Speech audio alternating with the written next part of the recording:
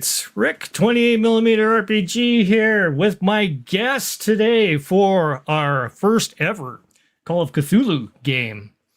To my, I guess this is my right, we have Daniel here from Dice Tales. Howdy. And below him, hey, and you'll be? Tonight I'll be playing Harry DeVere, originally from York, England, left behind from World War One. Right on. Now, kitty corner from me, we have none other than Max from Reactionary Principle Gaming. And good evening. I'll be playing Henri Lambert, from originally from Belgium, now trafficking in artifact in Egypt. Nice. And then, of course, below me here, last but not least, we have Table Runner Crispy. Hi, everybody. This is I'll be playing Marcel Durand, le professeur. This is he's on sabbatical, a tenured professor from a famous university in Paris, and he's appraising artifacts and working a little bit on a book that he'd like to publish when he gets back. Right on. So, apologies for the late start, but a few things that we had to go ahead and fix with audio and stuff, but we're happening now, so yay! Okay. Now, we will start in the afternoon in the city of Cairo with Harry DeVere at his location. The the tavern amongst your area, there is the smell of opiates in the air. The fog laying at a certain level in the air in the tavern. You can hear a zither being played in the background with somewhat of a not so much of a good skill level. However, the pangs and twangings going on covers for a lot of what the gentlemen around in their tables chattering to each other in low voices, whispering. You arrive within the dozen. Look around to see if my customary table is free, and finding it so, I take a seat. Look around the room, checking to see if there's any agents of the local police in attendance. There pops up one of your fellow agents, one who is from the Black Jackals, Emil. Emil sneaks his head past a curtain, observing your destination of the table, and he slinks along on the over towards your area. He looks at you as he gets himself sit into the chair and postures a bit, looking around before he speaks. Harry. Yes. So, I found something of a general interest that you may have. There is a gentleman that I had come upon. Perhaps you may know him, a Dr. Lyndon Smythe. Lyndon Smythe? Where did you see him? Oh, he is Well, he is requisitioning a couple of tickets from Captain Jack Fremont, the captain of the Timber Drift, a steam ship that goes up and down the Nile every once in a while, taking people that have an interest in strange artifacts or looting, I should say. But I know of one thing, though. He was carrying a box of some exquisite design, locked, carried by his companion, a large, imposing man of massive stature, a monster of a man. He speaks German. Interesting. Lyndon Smythe, and he's headed upriver. Maybe it's time we took a little cruise. Perhaps I'm a little I don't like going on the water myself.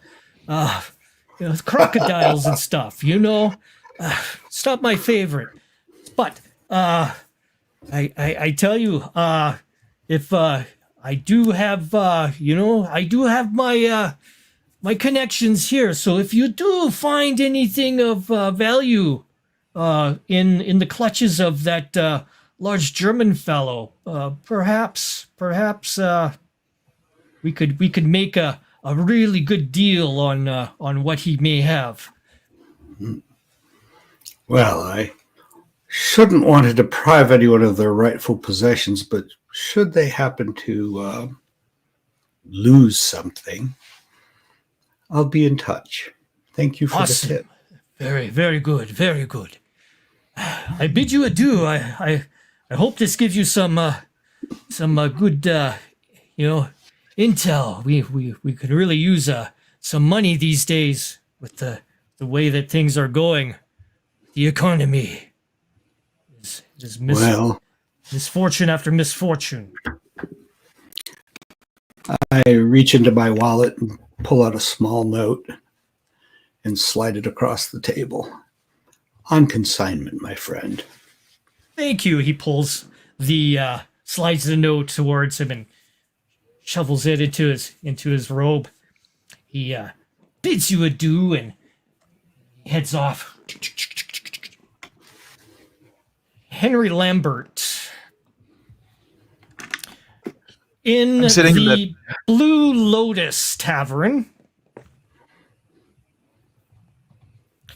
I'm sitting there in the jazz bar, the Blue Lotus, smoking a cigarette. I'm watching a card game a little further away. I'm pretty sure one of the guys cheating. I'm interested in what's going to happen. I take off my pocket watch and look at the time. It's the afternoon, 3:00. Put it back. Finish up my coffee. I go to the bar. Get up and I go to the bar and ask the barman there. Did you receive a communication for me? I'm waiting an important message from one of my contacts. He looks at you with a little bit of a. I haven't had anything for you, Mr. Lambert. Why? What are you expecting? A message from someone? Yes, I'm expecting a communication. Don't worry about the detail. If somebody send a message for me, bring it at once, please. Very well, very well. He looks at you. He goes, Anna, she's apparently packing. She's getting ready for a trip. She was talking to an investor a little earlier today, and I think the investor has piqued some interest in her. That's no good. Like, she need to stay here. She's. What will the club do without her? But you know, Anna, she likes to think that she is an adventurer herself. So she gets her ways every once in a while, every month or so. It is still not a easy country to be in for a woman like her. No, no. Well, this gentleman that approached her, he seemed to be a little more on the well-to-do side. Some sort of arts dealer of some form. I haven't got a name or anything, but if you wish to have that, I can send out for that word. Yes, you'll know if you know I'm interested in those information. If you get it to me, I'll make it worth your while. Very well, sir. Here. I reach for my cigarette holder. He pours you a martini for you. Thank you. You have a light, please? I lean over. Gives Thank you you, my that. friend. Very well, sir. I grab the martini. I'll be sitting over there. I'm interested in this card game over there. If you receive a message, bring it to me at once, please. Very well, Mr. Lambert. And I head back to my table. Marcel Durant. Under the hot afternoon sun of Cairo, I have a hat on. I walk up the steps of the university in the Cairo University. I open my fine custom suit and finely tailored shirt. I pull the cufflinks, the French cuffs back to reveal a beautiful Swiss-made automatic watch. Ah, yes. Right on time. I walk into the university, approach the desk where a lady is working. Yes, ma'am, I say in She's very typing away lightly on a accented typewriter. English. Excuse me, ma'am. I am Professor Durand. I am expected here. I am supposed to meet a doctoral candidate from your university. A young man, I believe his name is Masood Al-Farsi. Would you please send word? I can wait here. A glass of water, if you please. She mademoiselle. looks up at you. She goes, Professor Durant. Behind, a crash occurs.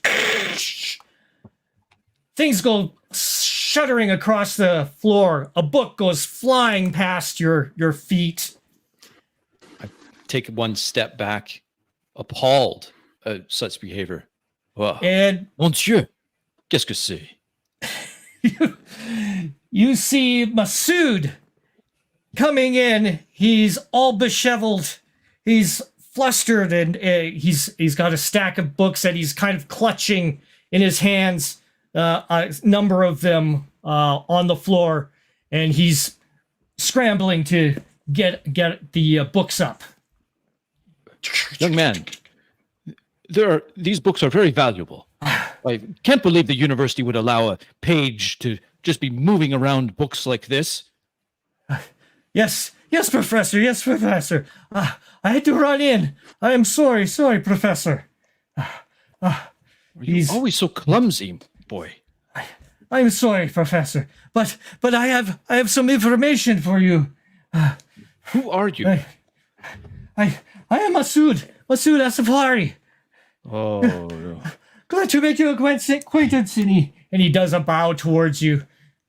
No, none of that. Please, is there a place where we can speak? I'd like to sit down. These aged bones of mine can't stand forever. He's a balding man in his 40s, a little bit overweight, rather short.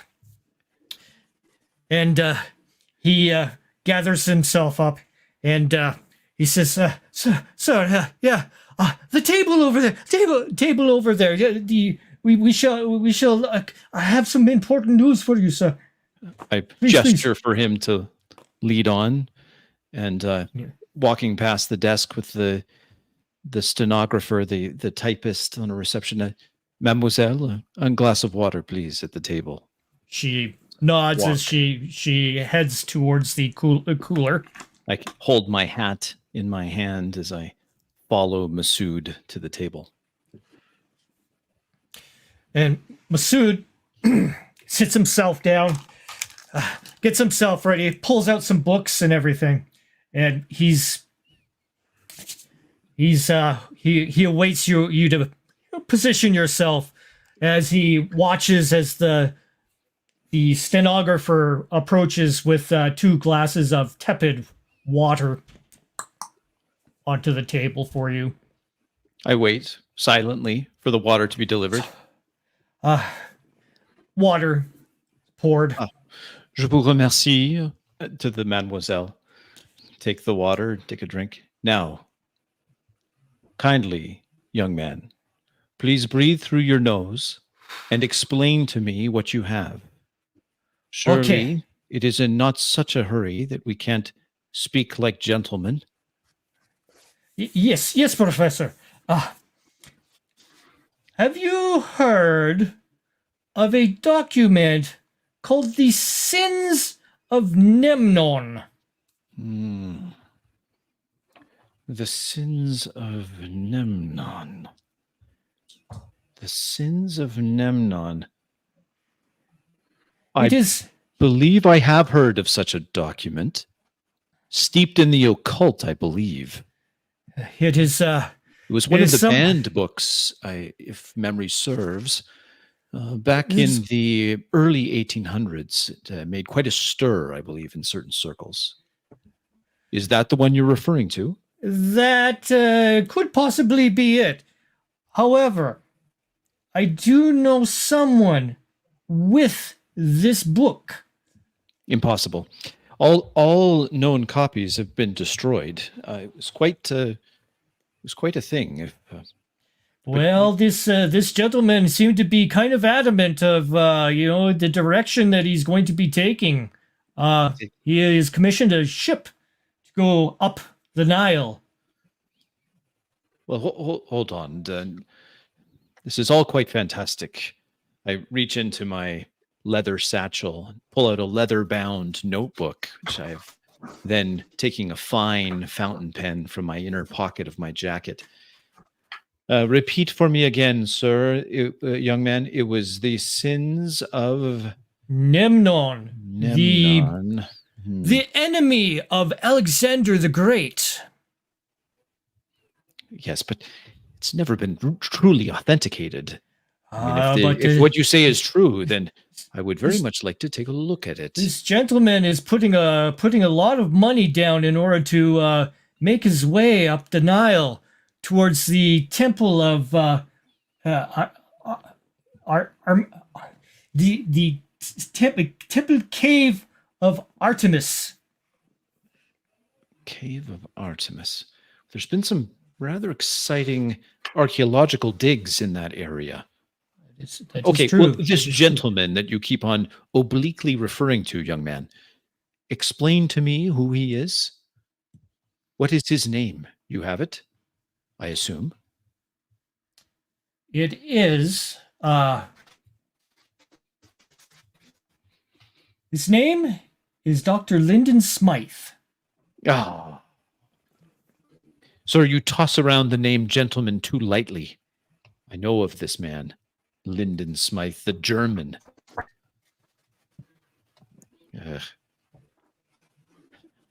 Though I have to admit, he is quite knowledgeable. When is this voyage on the Nile that you refer to? That I have no idea, but I do know that the ship that he is requisitioning is called the Timber Drift. It is tied up at the docks here in Cairo. So, if you wish to inquire about this ship, the captain, his name is Jack Fremont. I usually have staff that look after this for me. Jack Fremont. Does not ring a bell. Well, I'm returning to my hotel. I'll have the concierge reach out to Mr. Jack Fremont in regards to a a berth on this timber drift. I will look forward to hearing about your doctorate thesis. I expect some papers delivered to the hotel. I can look them over. Oh, and would you like some more information on the possibility of this document? Oh, the sins of Nemnon, you mean? Correct. Well, we are here at the university. Perhaps together we can examine the privileged collection of the library. You have access, I assume, as a doctoral yes, student? I do. I'll lead on then. I take a drink of the tepid water and set it back on the table. I take a few francs out of my pocket, leave them on the table for the mademoiselle. Back to Harry DeVries. So I drift languidly into the street. Many and head for people my hotel. around in various walking around, very busy. The smell of opiates still lingers in the air in this area. I take advantage of the crowd to make sure I'm not being followed as I head back to my apartment to pick up my suitcase, which I keep packed at all times, since quick escapes are sometimes necessary.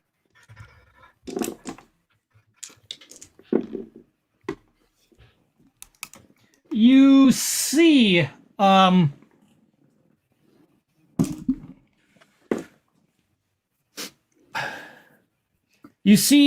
man in a black robe comes around the corner as you are looking around for potential followers. The gentleman takes a look and flashes back behind the corner of the building. I shake my head sadly and head for the nearest alleyway that has merchants in it. Many Entering merchants. that. You hear jingling of coins, music playing in the background, pipes, zithers. Go down the alleyway to a convenient shadowy spot between two stalls and conceal myself there, apparently bending over, interested in what's in the stall, but watching passerbys. Hidden You in the see shadows. the man in a black robe come into view again, and he holds the scarf around his face to obscure himself as he comes very close towards your location.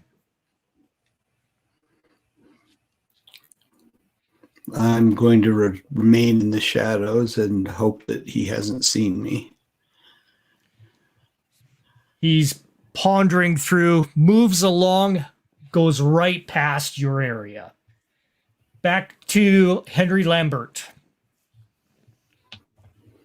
Sitting at my table at the bar. I have a paper in front of me. I have my fountain pen in my hand. On the paper, it's only written like, "Dear Anna, comma," and I'm typing with the pen, trying to find the right words. Looking over at the bar once in a while. A young skinny boy approaches the bar and slaps a piece of parchment on top of it towards the bartender.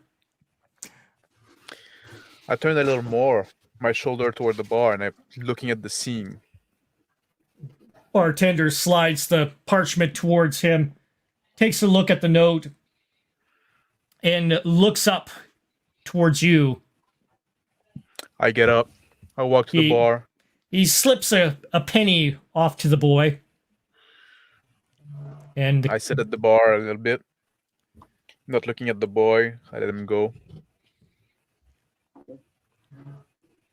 Once it's gone, I look at the barmaid.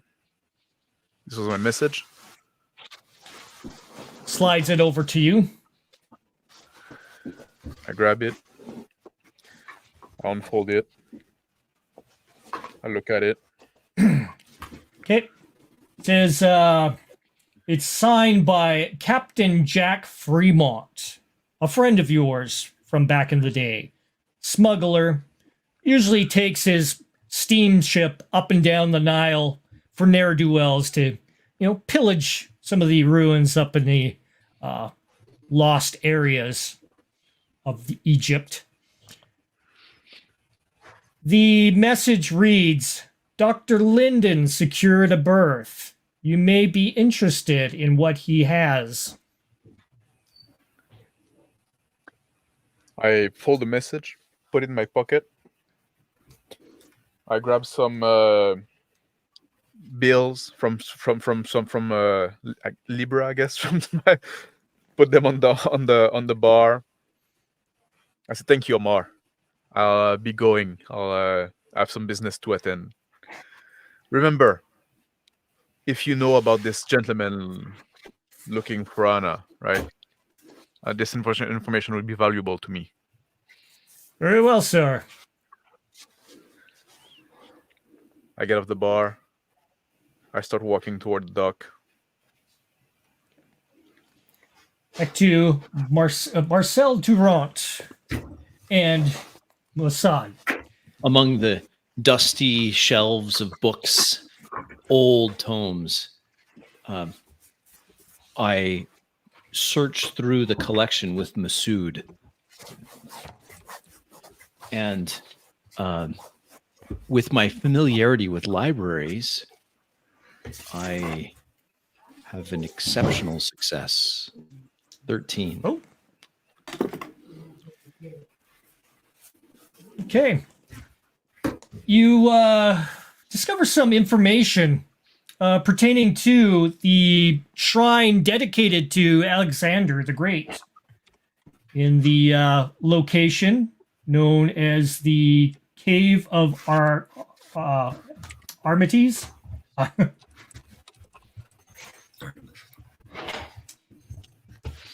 And there is also a note on some of this which has been scribbled into the margin that indicates that the goddess Parket, which is an Egyptian goddess of some note, has a temple in that area as well. This is fascinating information. Look at this. Writings in the margin. How do you deface these books? Oh, I take a white silk handkerchief out of my pocket. Wipe my head, clearing the sweat from the stuffy library from my brow. Masood, this is alarming. And look at this in the margin of this book where there's these ugly scribbles of the vulgar. A thumbprint. It looks like it's stained. It's sticky. Would this be blood? It's probably that filthy German. It's after all of these things. What are you talking about? Whenever you say filthy German, I'm always thinking you're talking about Werner. But, of course, you never know with Werner. Werner Linden. Sorry. Werner Linden Kuntz.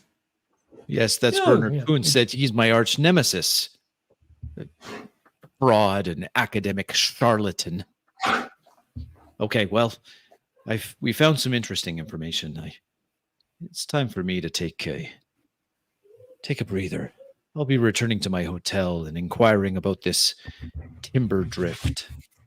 Here, I pull out some bills, casually hand them to your first assignment as my potential doctorate student. I'd like you to go and get me a berth on this timber drift. Very well, sir. Once you've done that, you will find me over at the Winter Palace Hotel. I'll be staying there. Very well, Professor. I shall do this. I take out my leather-bound book and just make some notes with my fountain pen.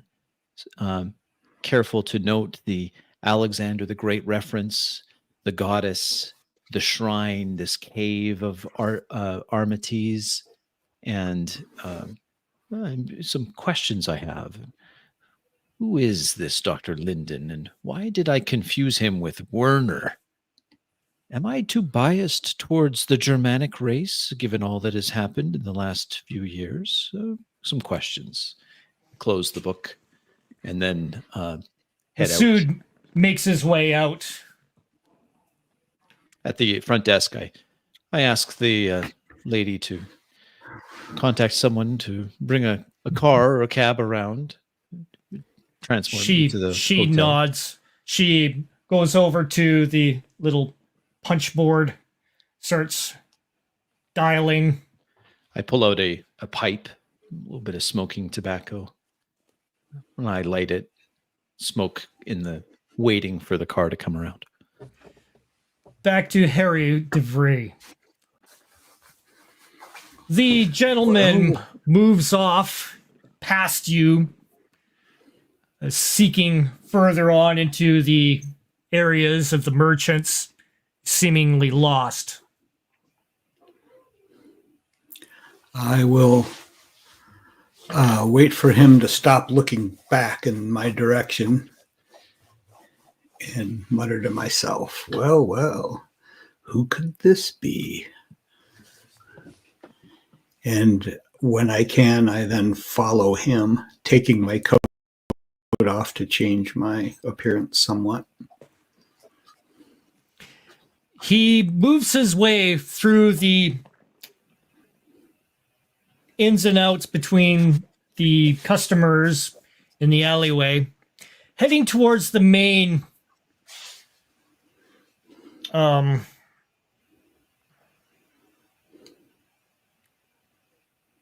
into the main town square. Just further along, the docks continue out towards the edges of the Nile. He moves his way, heading on in and out through various merchants, still looking for you, but looking in the total opposite direction. He spots the ship, a steamship, and starts heading readily towards that direction. Strange. Damn strange, I call it. First a tip from my gang, and now this. I'll follow him to see if he gets onto the ship. He approaches the ship, ponders it for a moment, shakes his head, and then heads down the dock a little further, where there are various little vessels that are rowed, amongst also a sizable tug boat as well. And he boards the tugboat. Back to Henry Lambert. I'm crossing the busy street with all kind of little stand, walking toward the dock. I see the crowd and the crate of merchandise nearby being loaded and unloaded. Looking around for that old friend, Freeman. You see his ship, the Timber Drift, a large vessel. Carries quite a cargo on it. The vessel itself, length of at least 200 feet. I walk toward this familiar ship. I'm looking around on the dock. I know that Fremont usually is pretty hands-on, looking that everything goes smooth with the operation. You see him directing up on top of the ship. See the gangplank downwards on towards the docks. I yell at him. Fremont, vieux pirate. How you've been? Hey, Lambert, how's it going? It's going fine. Permission to climb aboard. He waves you up. I make my way to the gangplank between like a bunch of people bringing on merchandise. See the couple of men winching away at some cargo, all in nets, and it's being moved on towards where the ship onto the deck of the ship, towards the cargo holds. You see the crews working away. I go close to Fremont. I say, I take off my cigarette holder, my cigarette box. Open it. I present him to him. He nods and he beckons you over for a smoke while he goes into his pouch, pulls his hip flask. And you know his whiskey is at least 50 years old. Oh. Hands it to you. I grab it. I take a swig. That's good stuff. I hand it back over to him. He grab a cigarette gets for myself. Lighter for you. Thank you. He says, let's go inside. He After you, beckons my you friend. over. I follow him. He says, yeah, I've been expecting you, Henry. Yes, I receive the message. Thank you for that. I know I can always count on you. So, I heard there was some valuable cargo that was about to come on board your ship. Yeah, I have an interesting one. His name is Dr. Lyndon Smythe.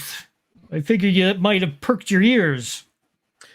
Yes, I know who he is. And I'm pretty sure you know who I am, which complicates the operation a bit.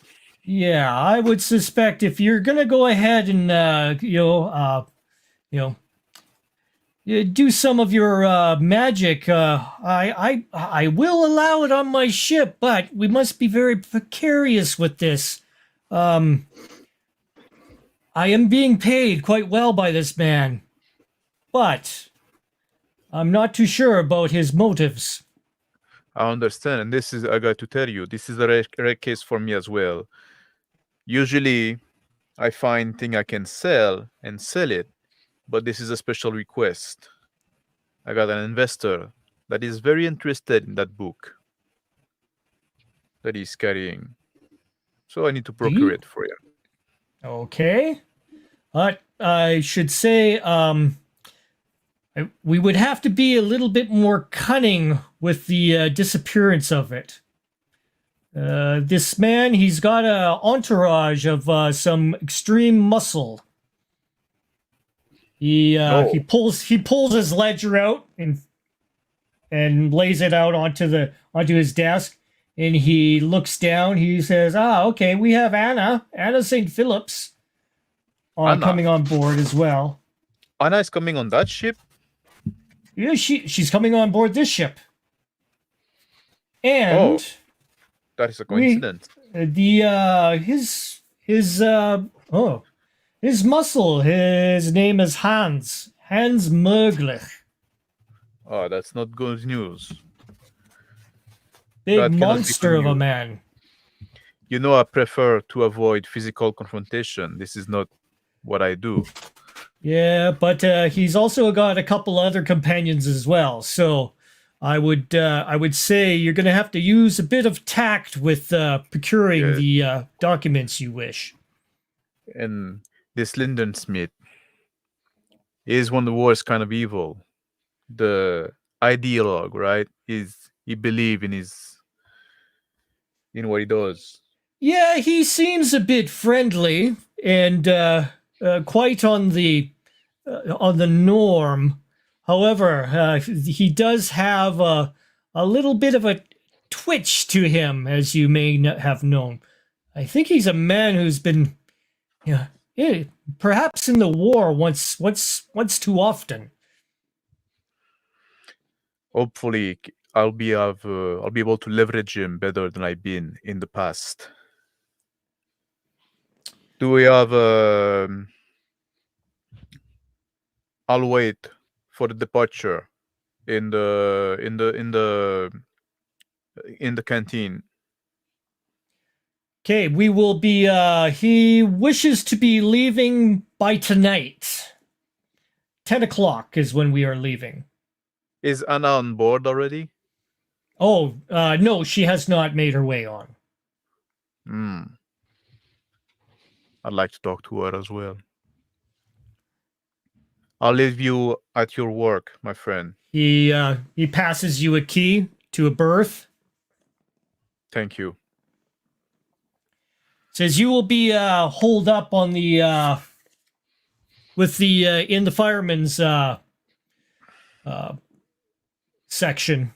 So keep your nose clean for now, but we'll see what we can do there.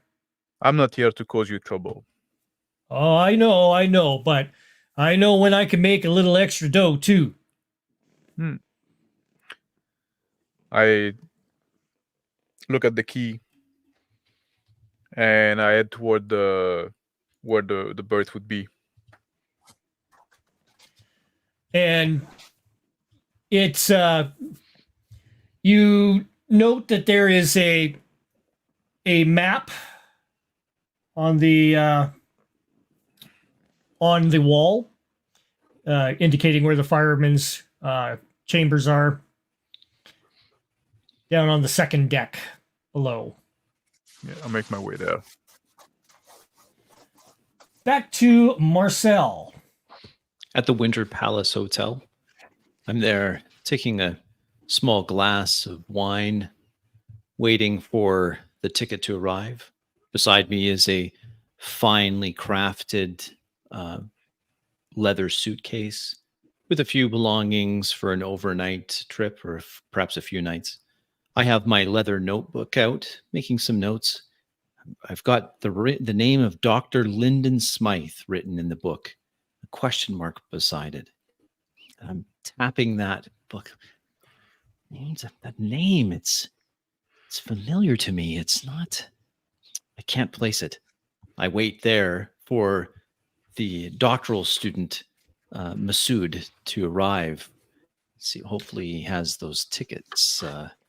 And it better be a suite. I'm not accustomed to traveling in steerage. A knock comes upon your door. Tok, tok. I get up, answer the door. A young man, a boy in his teens, looks at you. He says, Professor Durant? I nod, enchanté. He hands you an envelope. I take the envelope. Opening the envelope, I take out a piece of paper. It's Tickets. folded a few times. Open it up. I look down at the young boy. Do you want to earn some coin, garçon? Yes, Professor. Are you a strong young man? He looks at himself and he goes like this. Good enough. Go and fetch my suitcase. It's over there by the bed. Yes, Professor. I look back down at the note, reading it. And the note indicates tickets secured. Just getting some things gathered. Signed, Masood. Seeing where the vessel is berthed, I fold the piece of paper and tuck it back into my suit jacket. I retrieve from the nightstand my summer cap, my hat to shield my head from the sun. Gesture for the porter, my newly hired porter, to carry the valise out to the lobby where we'll summon a car to take us to the dock. Back to Harry DeVries.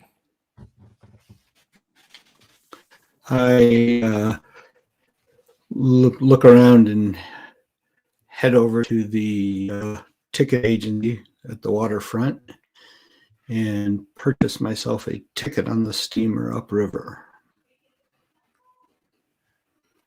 And then head back. She looks you over. She says, £5.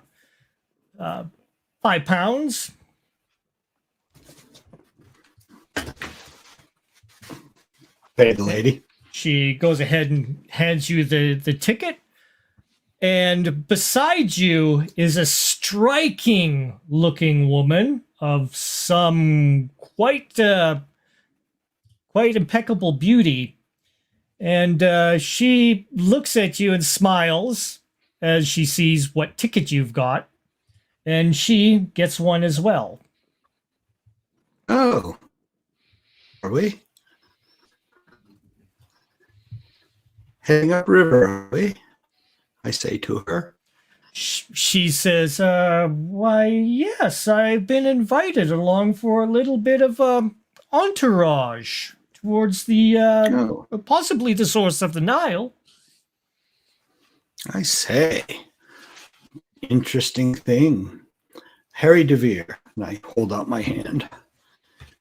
She goes ahead and puts her hand into yours. She says, Anna St. Phillips. And that strikes a chord in your head. Singer. Oh, Blue Something Cafe, isn't it? Blue Lotus, she says. Yes, yes, of course. I've heard of you. My goodness, I'm quite by all accounts. How did you come to land in Cairo? Oh, interest in exquisite, curios, that sort of thing. A lady doesn't get to go out much and get to, adventure around. But I did receive an invite from a gentleman by the name of Dr. Lyndon Smythe. He was stricken by my voice and thought it would be great to have me along for some entertainment. I dare say, from what you've told me, you have a bit of your own agenda here. Oh, thank you.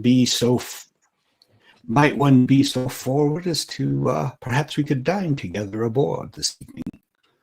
I should love to know you. Well, perhaps we shall get to know ourselves a little more. We'll see, Mr. DeVere. Harry DeVere. I will I'll possibly take you up on that offer. She smiles at you and winks. And she takes her ticket and puts it into her little hand purse. She takes her bit of luggage and she gives it a little bit of a taunt.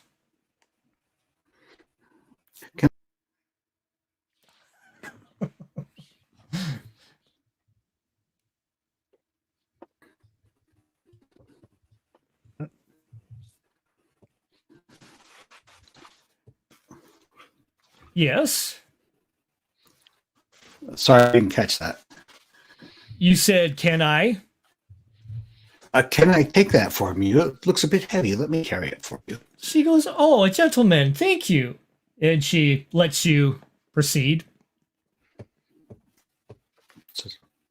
So I follow her. She, moves. She nods and takes her handbag and starts trekking down through the docks. And she starts heading towards the large steamship, which is, you can see, is lots of cargo is being pulled on board. Various goods in large nets. You also see a captain up on top, barking orders to all his crewmates. And we go to... As I say, head toward the gangplank, because that's where she's going. Back I'm to Mr. Lambert. In my cabin, in my berth, rather. I'm writing a little note on a piece of paper saying like, Omar, can you please send over my day bag that I keep at the bar? I have some business that's gonna take me a little longer. And I fold it. I sign it. I fold it, and I head toward the dining area of the ship. On the way there, I stop and I stop a young boy that worked there doing errand. I aim the note. I say, "Could you walk to the Blue Lotus? Give this note to the man working at the bar, and bring me the bag he's gonna give you."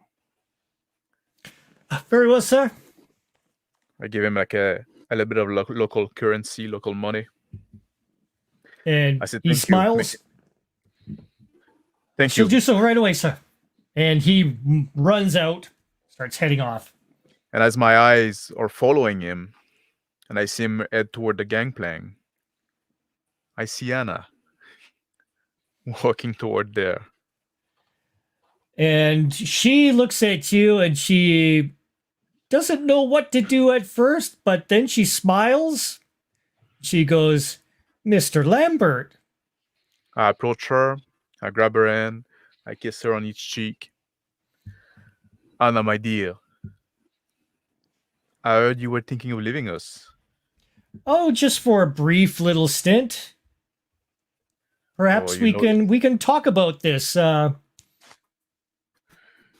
you eaten yet today? Not in a while.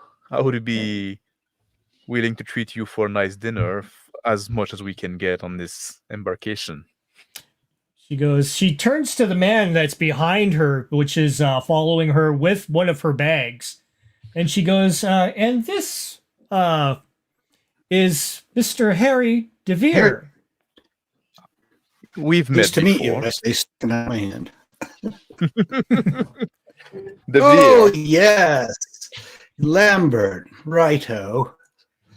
Shake his hand. Anna, it seemed that the quality of your companionship has drastically diminished. She says, oh, come now. He was a gentleman.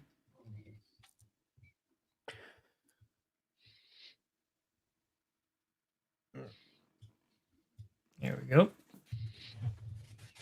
Come on. Get through. She says, come now. He's a gentleman. Thank you, my dear. Yes, Lambert. Interesting That was enough, bad. I would be interested to know what you're doing here, DeVere. Now I have two interesting propositions for dinner.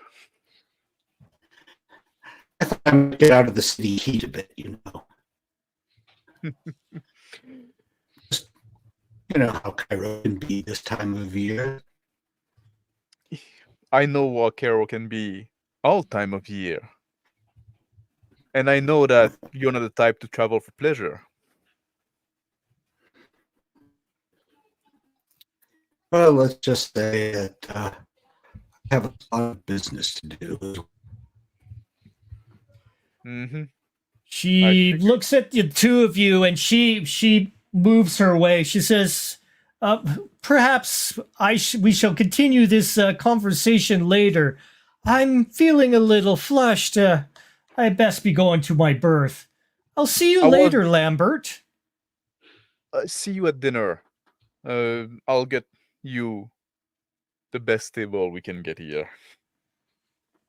And I grab her hand and I kiss her hand and let her go. She also nods towards Harry as well, and she says, "Thank you very much for your assistance, sir." And she takes her bag and continues on. Yeah. Let's go to Crispy. There we go. The cab that I'm in with the porter pulls up to the dock. Large steamship there being loaded with provisions. Some individuals speaking on the gangplank or at the top of the gangplank. A striking young woman stands out with golden blonde hair. Can't help notice her. And there, standing near the base of the gangplank, Masood with some items. I pay the cab driver, tip him generously, tell the porter, get my things from the boot and bring them over to that man there. You see him? Gentleman looks at you. Yes, yes, sir. I pay the porter hand and give him a generous tip. Thank you, sir. And he Exit the starts cab taking it. and take out my white silk handkerchief again, dab the sweat from the hot cab from my brow, redon my hat, and walk over to where Masood is waiting. Masood is looking over the next trappings of cargo being placed on board. You see his old motorcycle being brought on board as well. He's like, oh, careful, careful. That is my sweetheart. Your sweetheart is a motorcycle? Professor! Academics in my day were Yes. adventuring types that had women, like that one. I gesture up at this blonde walking away up the gangplank. Not Like- silly motorcycles. She's much too much out of my league, Professor. Motorcycles are more of my type. That you say such makes it so. All right, tell me what else you have here for me. You're loading all sorts of provisions. I was not informed this would be such a lengthy journey. A gesture down to my one valise. Oh, perhaps 3-4 days, maybe more. Well, I'm sure my constitution can take it once we're on the water. Oh, Very well, I'm you have the sure. I'm ticket? sure I do have something that may fit you, Professor. Yes, I take the silk handkerchief out again and wipe my hands and put it back in a special pocket in my vest. I will take my ticket now, Masood. We can discuss later over dinner the particulars of this expedition that we are launching without much fanfare. I look around the Yes, Professor. teamsters and longshoremen loading the vessel. The elegant woman disappears from the gangplank into the insides of the vessel.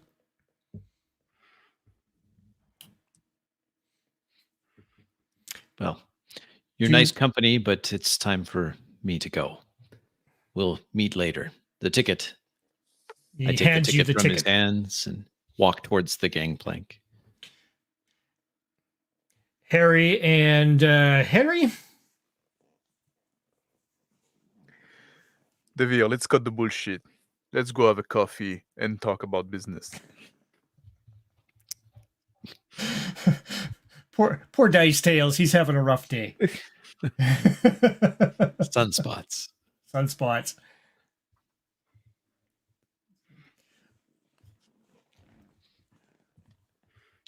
Who the professor? I walk up to the back of. Is that the Belge that has the jazz bar?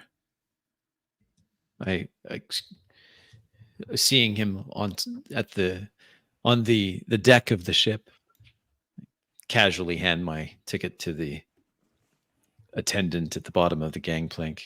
Mm-hmm. Thank you, sir. We can rip Kindly part of the direct ticket. me to where the suite is. This suite here. Sweet. He looks. He laughs a little. Very well, sir. Come this way. I follow the man, pretending to ignore the smell of whiskey on his breath. And as he passes, he says, "Lambert," smiles at you. The ship hands. I wave. I'm talking to Harry, saying, let's cut the bullshit. Let's go talk business. Let's go in the dining area and grab a coffee. Very well. I head toward there. Look around for a porter to give the lady's bag to. Yep, the porter I takes the bag. One of the beg your porters pardon, takes business that calls. bag. Yes, sir, Lambert. Yeah. He starts taking Professor Durant in his lead. I'm heading toward the dining hall, and I grab the VR by the arm, by the forearm, walking close to him. I say, I suspect that what's bringing you on this ship is very similar to what bringing me on this ship. I suspect you're right, old bean. So that's my character, eh? Sorry, you said? That's my character, eh? That's the money here. Yes. And you know I get the best buyer. And you But know, now, I heard that Smite is bringing him some special muscle with him. And this is not in my wheelhouse. I know my old man, but it can be handled. There's ways. Maybe it's one of those times that we could both benefit of working together instead of against each other. Well, given the fact that we're stuck on this old tub, I think you're right, old man. What do you say we work together? I think together is best. Do you know what you are after? I have a rough idea. Smite is pursuing something that he's got a line on, and it could be quite a valuable item. Do you already have a buyer lineup? Oh, please. Always have buyers available for such items. This is a special item. It's rare. Yes, it will. I dare say it would probably benefit your client a bit more than mine, therefore benefit us a bit more. Yes. So let me treat you to a nice cup of coffee. And I point toward a little table. Down to Professor. The porter leads you into a more of a less rusty part of the ship. And he goes ahead and starts opening up your stateroom door. And you also can faintly smell the perfume from that lovely lady that you had seen on the gangplank. Something that doesn't smell like diesel and sweaty laborers. Ah, yes, that smell. Very nice smell. She's over there in the stateroom kitty corner from yours. If I were a younger man, youth is wasted on the young. I'll take the key to this suite, as you call it. Hands it to you. Merci. I look into this cramped compartment. Gets your bags, puts it into the room for you. And we have refreshments on the main deck, on the galley. There is also going to be some dinner to be served tonight before we head off. And on the menu? Duck. Orange duck. Canard. It's maybe not so bad. Perhaps this is how you say a diamond in the rough. I close the state door. Let's keep those good thoughts, he says. Professor. I close the door, the stateroom door, and lock it with the key, and then take out my silk handkerchief and try to clean the grime on the rust, the dust off my hands. I take a stroll along the balcony of the ship with my pipe in hand, listening for the familiar guttural tones of German as I stroll. Instead, you get a reminiscent of clattering of, once again, books at the outside of the stateroom door. Masood. I turn. You have to be better with books. You are a doctorate student, man. I am sorry, sir. I don't know what overcomes me. I can't imagine you on that contraption. You can't handle books. And you're on a motocyclette. How is that going to work? I tell you, sir, I am much better on the motorcycle. And he take your word for it, son. Where is your room? It's he points across. Okay. Well, you found where I am. Put the books into the. Unlock the door. Please put them on the small commode there, the small dresser. How you say dresser? Yes. Put them on the dresser. He proceeds. Sir. Why did you bring a motorcycle, Masood? Just in case we need some... You're aware that we're on a river. Yes, sir. But the ruins are not exactly on the river. We do have to travel a little bit. You expect me to travel on that with you? Well, I expect to travel on that with me.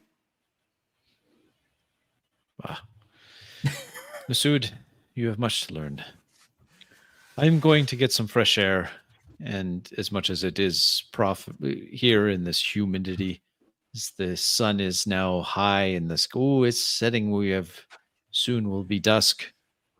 I will see you in the galley for dinner, and then I take my Yes, leave. Professor. And he nods. Heads off. Back to Harry and Henry. I'm going to call Porter over and give him a tip and tell him to call for my bag at my hotel, give him the room number, and send it off. And the porter goes, "Thank you, sir," and heads off. So, Ari. So what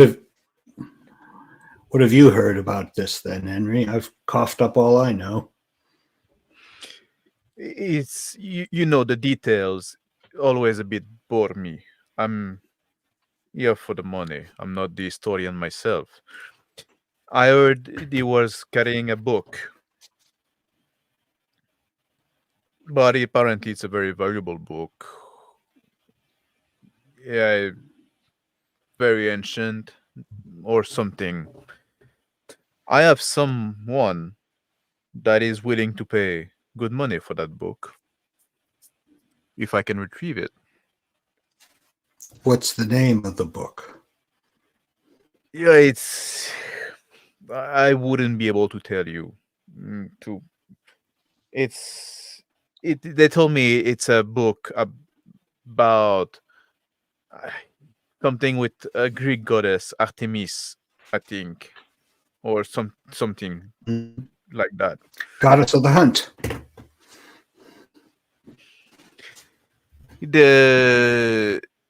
I'm no historian. True enough. So But you're this after Smith the book, guy, eh? And it's this Lyndon Smith guy. He believe in his thing. So he's hard he cannot be bought, which is usually, I like to conduct business, Money make good friend. But with this Smith, I had no choice. And now I've been told he's coming with muscle. So we might have to from what I understand, this might fall more into your specialty. It does sound a bit more up my alley. Perhaps we can make stealth do instead of bulk. Catch it at a bad moment, perhaps, or off guard. We might I am have to quite work together friendly. on that. If you can procure the book, I can sell it, and then we can share the price. You'll know I can get a better price than you could. Fair enough.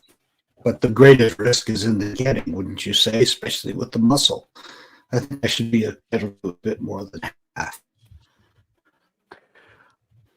I can assist you in some way. I'm quite friendly with the operator of this boat. So we might have, I might have be able to make some use of his staff for distraction, right? If it comes to that. Right. Although I would like to remain friendly with the operator of the boat. So stealth and subtlety will be more appreciated. Few more people show We'll up see in what- the galley area here. You start to smell the duck, orange duck, definite in the air.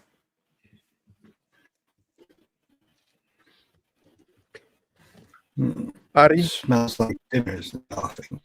Yes, and I'd like to. I have, as you have noticed, I have other engagement for dinner, and I'd like to freshen up beforehand. So, if you would excuse me, we can talk later. Well, I hate to tell you, Henri, but before you came along,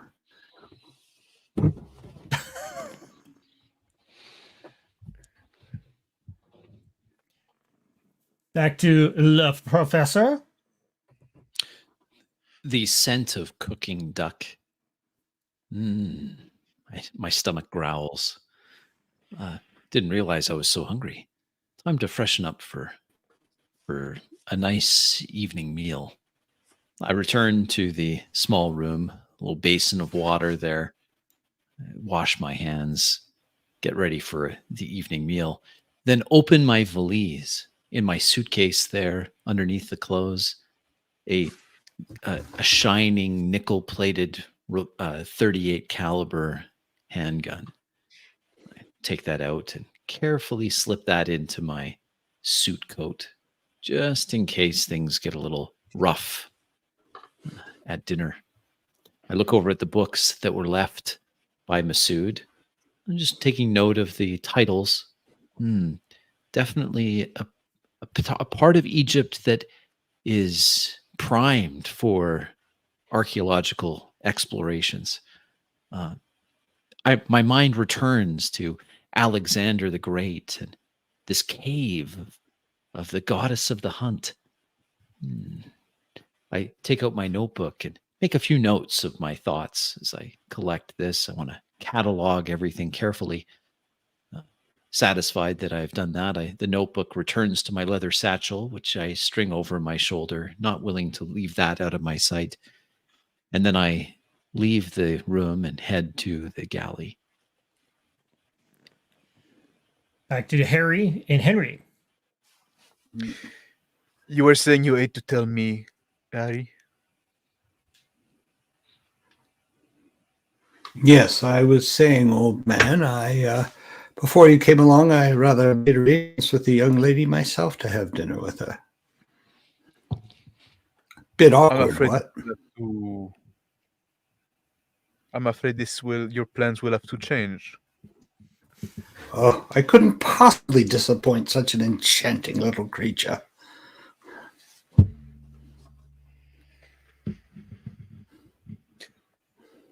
I have some business to discuss with her. You know, she's singing in my club. Oh, I'm aware, yes. We discussed that earlier. I heard she. It is just a job, after all. Hmm. Just a job. One of the tables fills definite men of German lineage walk in, taking a cursory look at you gentlemen as they check the vicinity, sit themselves down, and start ordering some drinks. I stand up. I sign with my head. Those might be the fellow that are of interest to us. I'll see you later, De Beer. Indeed, sir. And I head toward my cabin.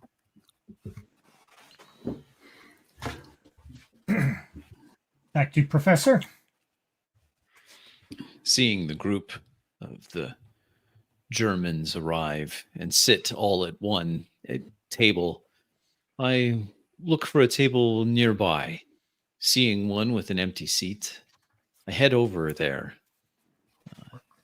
Pulling the chair back, I sit down and wait for the... Maitre d' approaches. What would you like to drink, sir? Tell me of your wines. What do you have? We have a nice porter and a rosé of the 1760s vintage. I'll have a glass of your 1760. Thank you. Very well. As I wait for the wine to arrive, I take out my notebook and my fountain pen and just listen at the table, the conversations around me, trying to pick out Alexander or Nemnon or Armites, any of these names, just listening as I wait. The gentlemen talk to each other in distinct German accents, and no mention so far about anything about Alexander. They are talking amongst each other, definitely about firearms to each other. Germans. Harry. I'm going to quietly watch the Germans and see if I can pick up on their conversation unobtrusively.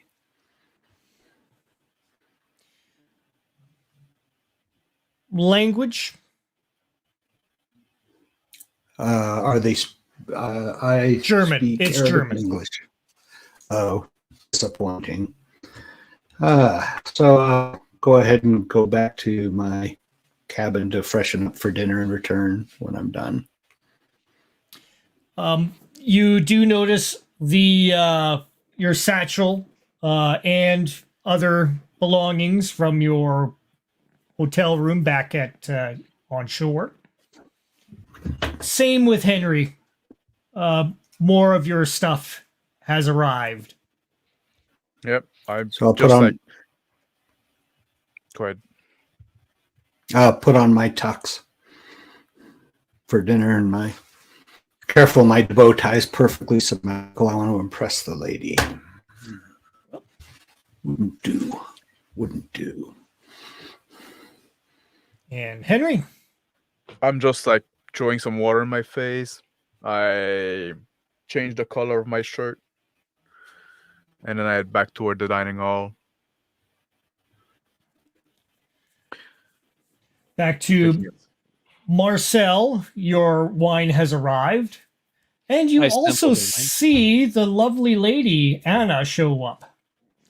And she takes a cursory look around. You see the Germans perk up as they see her. And they speak amongst each other. You hear the word Anna definitely between them. Although none of them beckon her towards the table. I make a quick note, Anna, in my notebook. And then I stand from the table, turning to the young lady. Mademoiselle Anna, I believe. And she turns to you. Ah, Professor. I apologize. I don't believe I've met your acquaintance. I offer my hand. She goes, well, the captain of the ship knows of you. Really? This ship? That's Capitan Jack Fremont. That is correct. Would you be so kind as to join me for a moment, or do you have other plans? She looks around. I'm free for now. Oh, please. Certainly. May I get you a glass of wine, something to refresh the palate? Oh, thank you. The maitre d' goes ahead and pulls the seat for her. She sits down. Please, another of these. I gesture towards the rosé for the young woman. Maitre d' pours her a glass, leaves the bottle there. Very good. Anna, you say you know who I am. Oh, yes, Professor Durant. Yes, so you are also a student of history. You've read some of my works? No, I just have a little cursory curiosity streak within me to see what's going on in the ruins these days. Well, that's very exciting time. Interesting, exquisite things being pulled out of the ruins. Indeed. I reach into my pocket, pull out a small jeweled scarab. Well, take a look at this, would you? She looks, her eyes wide open, and she puts her hands forth to. Yeah. Please examine it closely. She I pass it over to her. She says, "This is exquisite and beautiful. Isn't it? Where was this from?" Well, not far from where we are going. It was excavated a few years ago. I found it on an earlier trip here to Cairo from one of the many sellers of artifacts. I don't believe the man quite understood what he had in this fine piece of this fine work of antiquity.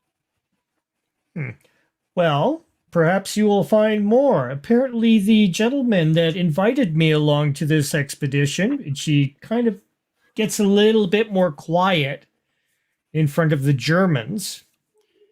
She says, has invited me along for this little trip of his. Apparently, they're going to be doing some excavations there themselves. Really? Well, that's fascinating.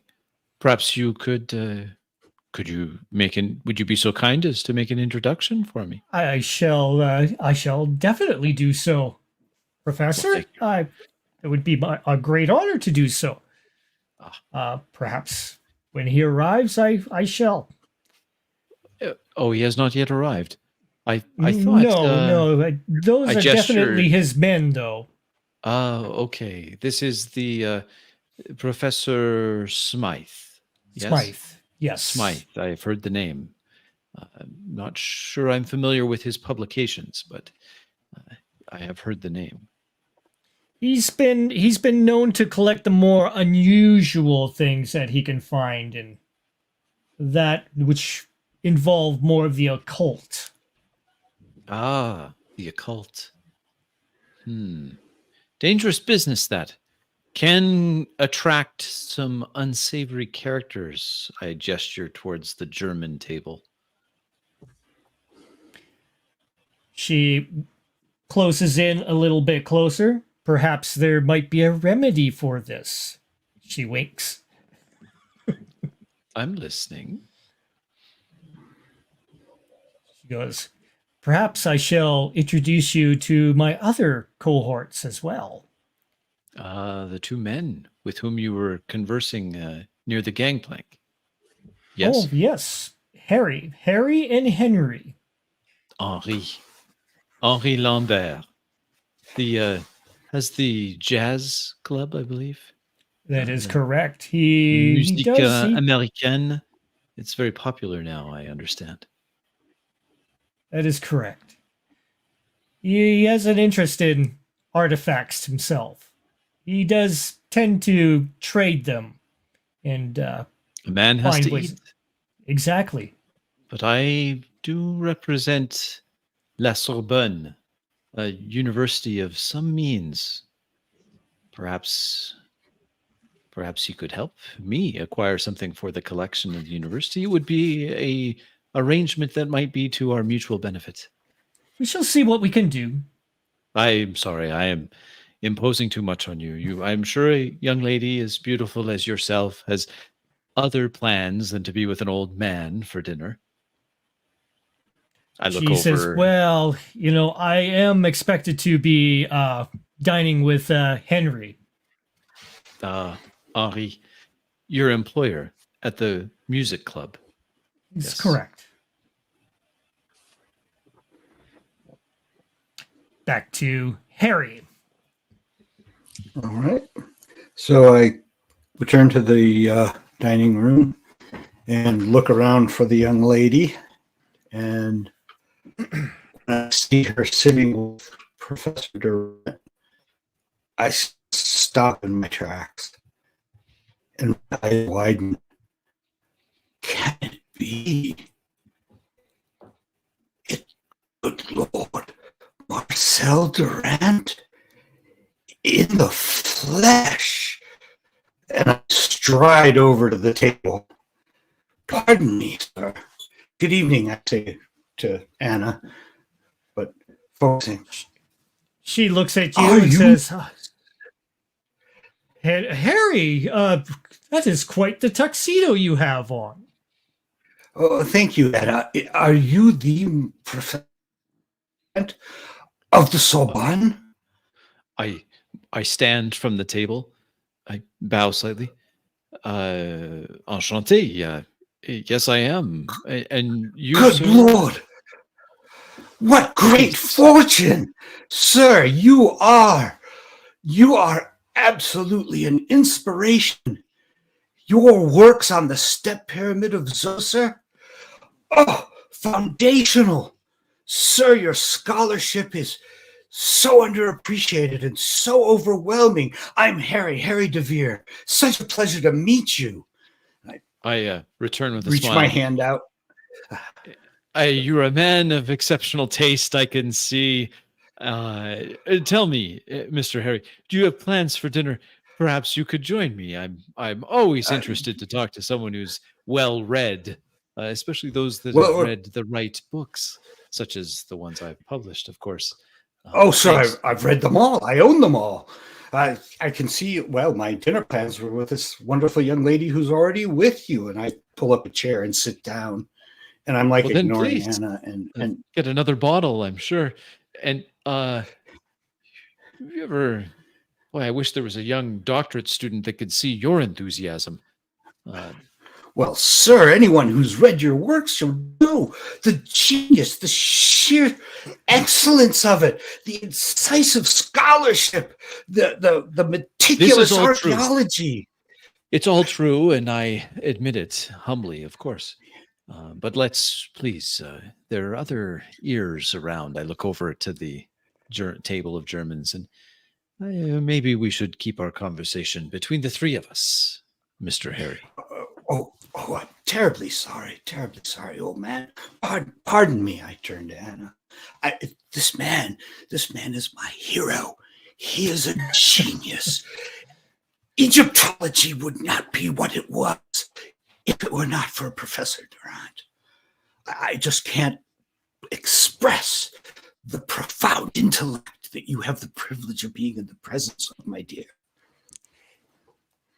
I get in the dining hall and I immediately see Anna sitting with those two other guys, like back to the door. Couple of ship hands move past you very quickly, Henry. A couple of what? Excuse me. Couple of ship hands move past you very quickly. I just ignore them and I move like quietly toward Anna. And I put my hand on her shoulder and I peck her on the cheek. I say, "Good evening, my dear." Henry. She puts her hand up on top of yours. As suddenly you feel a lurch in the ship and a large explosive sound coming from the outside. I turn around, looking toward the door. Say, what? You feel What you see Maitre D's coming out with the orange duck suddenly lurch around forwards. The orange duck slides precariously on their platters as the ship starts moving.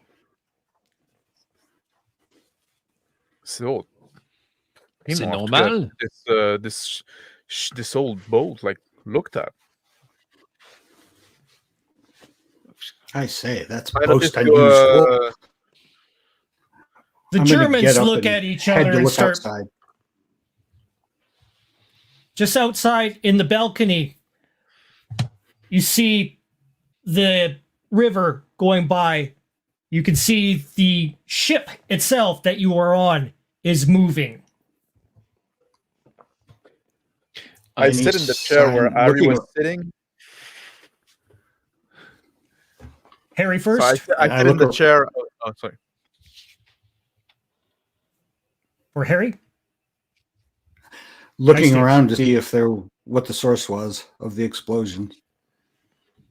Out looks towards the side of the looking out towards the river, the Nile, and across.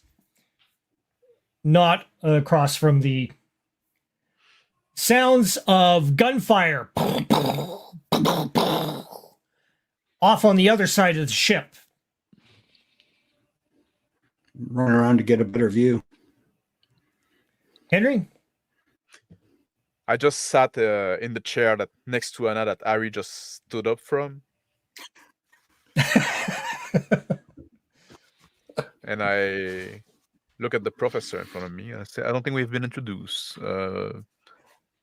You're from Paris, if I can get your accent right. That is correct. Yes. And you, if I can place your accent, Belgium. You're correct. Don't hold that Yes. against me. Of course not. Of course not. I stand and offer my hand to Henry. I half stand and shake his hand. I say, I'm Henry Lambert.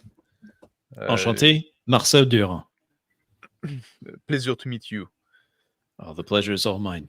I take Are my you seat. new in Cairo? Not my first visit, no, but I've only been here a few days for this particular trip.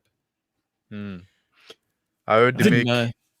The Germans get up from their table suddenly and start heading off out. I look at Marcel and I say, oh, that cannot be good. No, when the Germans are organized all together, bad things happen. Would you like something to drink? Yes, but I'm afraid I would have to decline. And I'm sorry, my dear. I might have some business to attend. Well, surely you must eat. Well, you'll stay for the dinner hour at least. Maitre D's approach with the duck and start assembling your dinner for you at the table. I look at Marcel and I say, to tell you the truth, I hate when they make French food. True. Very true. They should stick with what they know. I agree. Well, nothing like a little bit of hunger to whet the palate. I haven't eaten since noon. I think I'll try it. Please keep company to my dear Anna here. Of course, she's a lovely and educated young woman who also mentioned to me, Monsieur Henri, that we perhaps could find some mutual business. Is that not right, Anna? I turned to her. That could be a possibility. Henry has been adamant on me not going to this exposition. However, I have my other plans. Yes. Plan to see things through. Henry, you know I want to go ahead and start seeing, be more involved with some of these fancy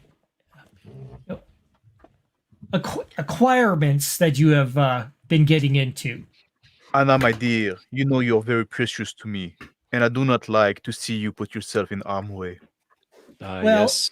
I won't be in any harm's way, she said. I will stay on board and tend to the singing, the entertainment. Oh, you are a singer. Yes. Did not Please. know. Please, a moment. Can you hear? Talking Oh, about there's some- harm's way. Some commotion.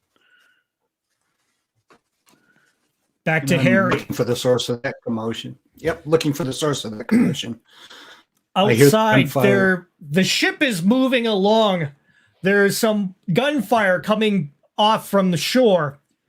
Men in dark black robes, turbans, firing their weapons, muskets, towards the ship. As the captain is up aboard, directing his men to fire back, and he keeps on shouting out orders to keep the ship moving, head on, get out of range. Dive into the nearest doorway, technically hatchway. Bullets go past. And then head back for the dining room. I have to warn Professor Durand. He might be hurt.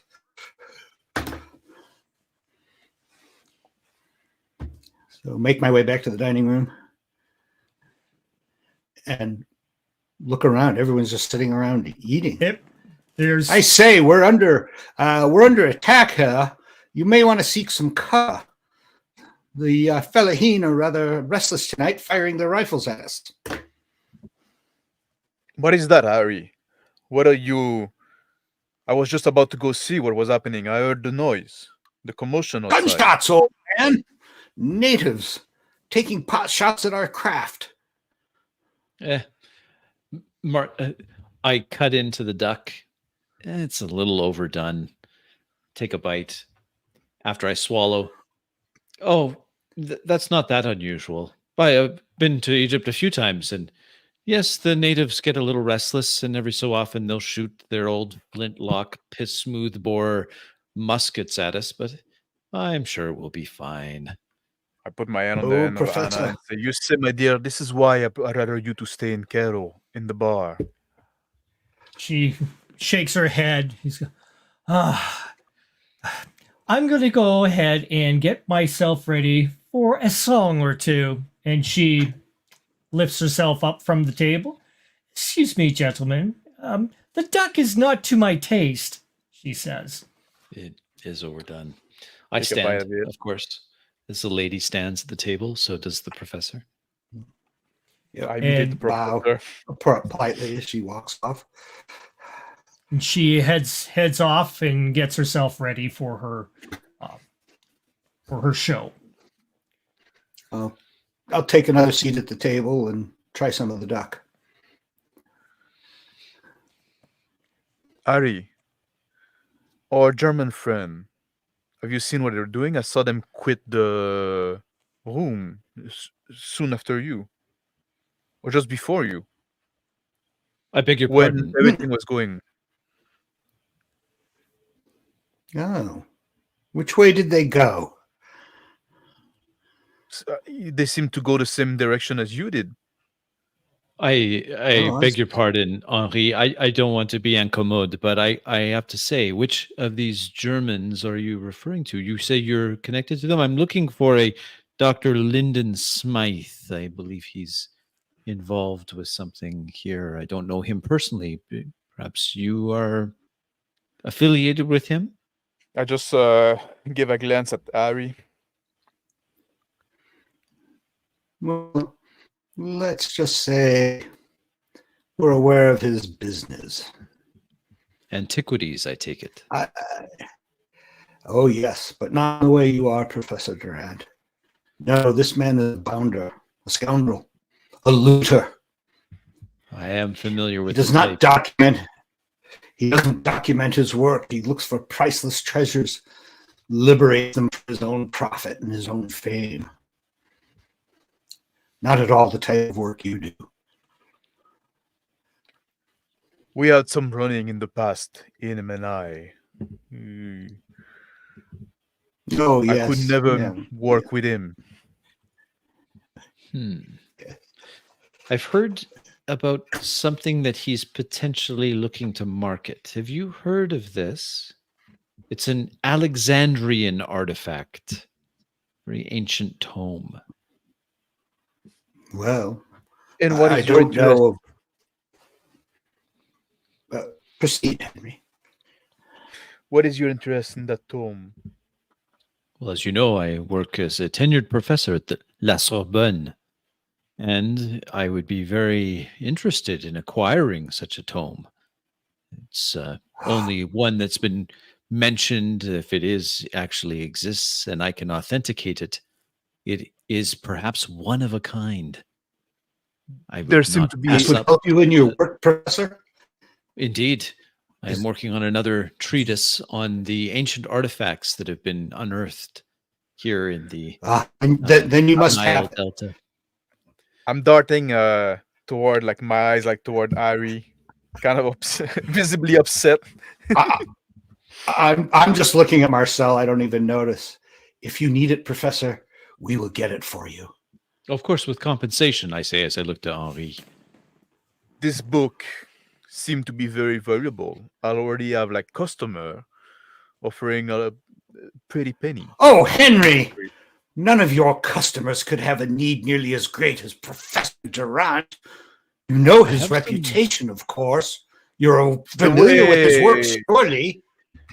I'm afraid I am not. And the way I see things, the one willing to pay the highest price is the one with the biggest need. Price is not the main concern here. I am more concerned about authenticity. If it is, in fact, an Alexandrian artifact that those that are claiming it is, so then I have access to sufficient means. I'm sure I can meet the price or better it, in fact. You have a price already? Such We can- purity of purpose, I do. such devotion.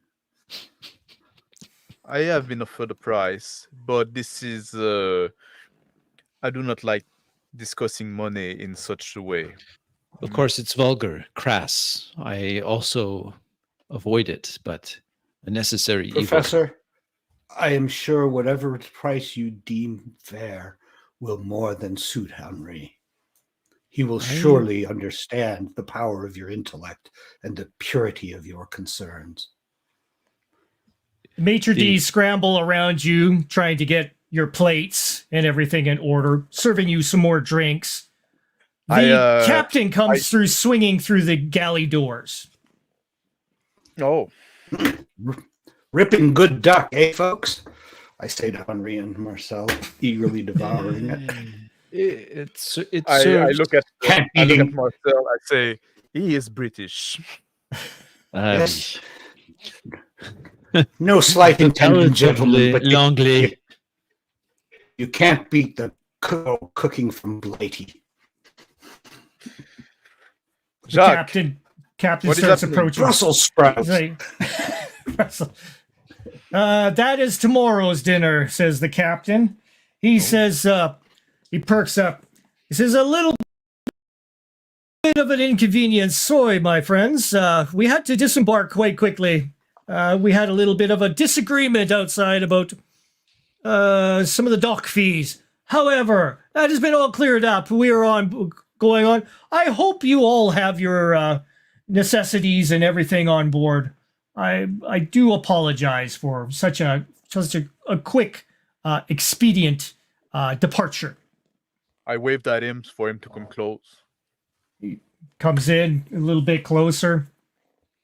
So, as our friend Lyndon Smythe boarded, I haven't seen him. Yes, he has. And his men, they have converged over towards the bow of the ship.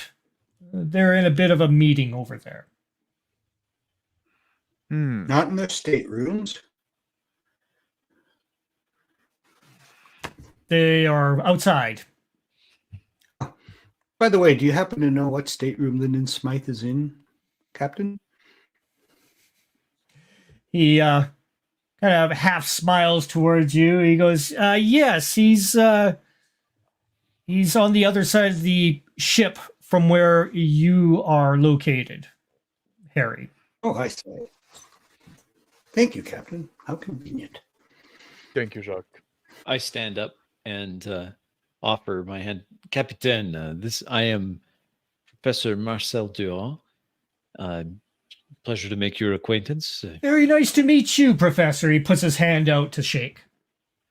I take his hand, shake.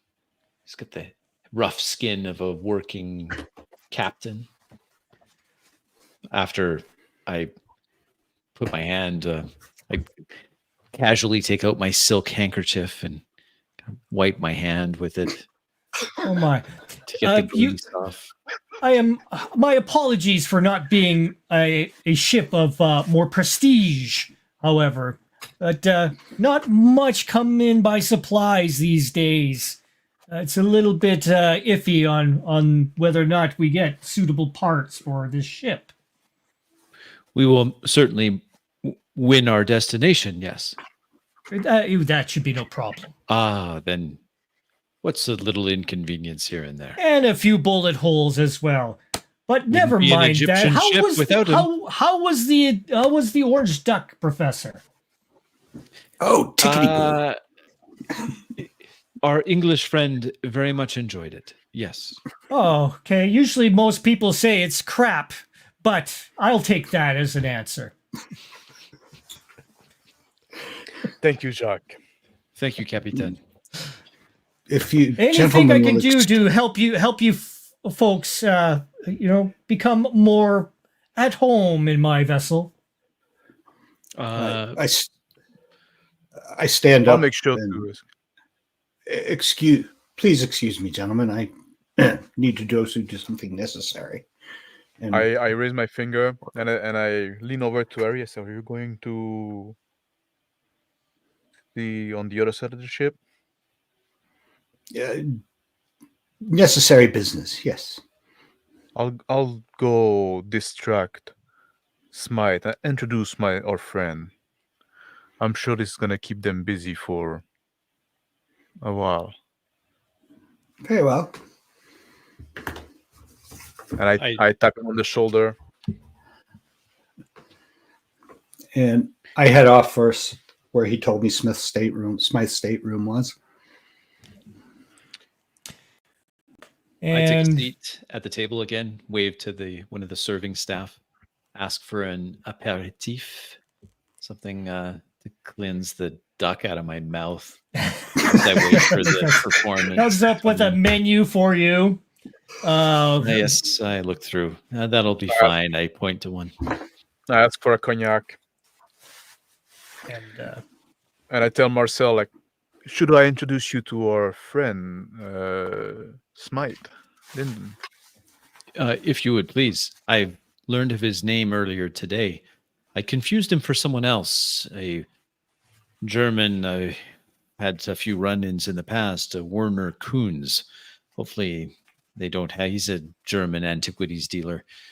I had a few unpleasant encounters with him. He scooped out some priceless artifacts from that I very much needed to complete a treatise I was working on.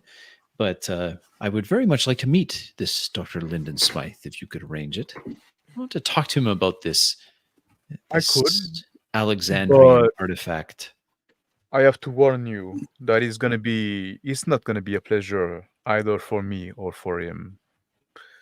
But it You have might history. serve a purpose.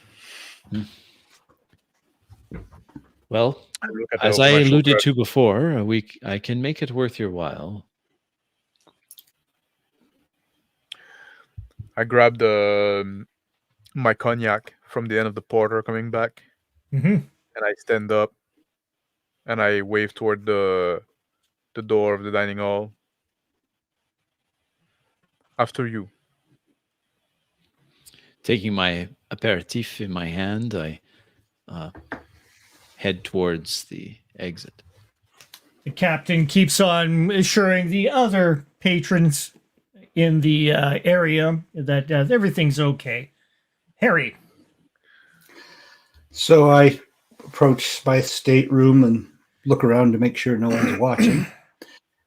Everyone being The up at dinner staterooms have 2 guards in front of them. Oh, gentlemen.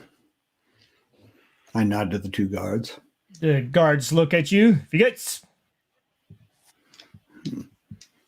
Have you had dinner? It's delicious orange duck tonight. She looks at you. Nichts verstehen. Oh, Kaiserlich, eh? I move along. Now, I'm going to look for the nearest stateroom next to one of the ones they're guarding.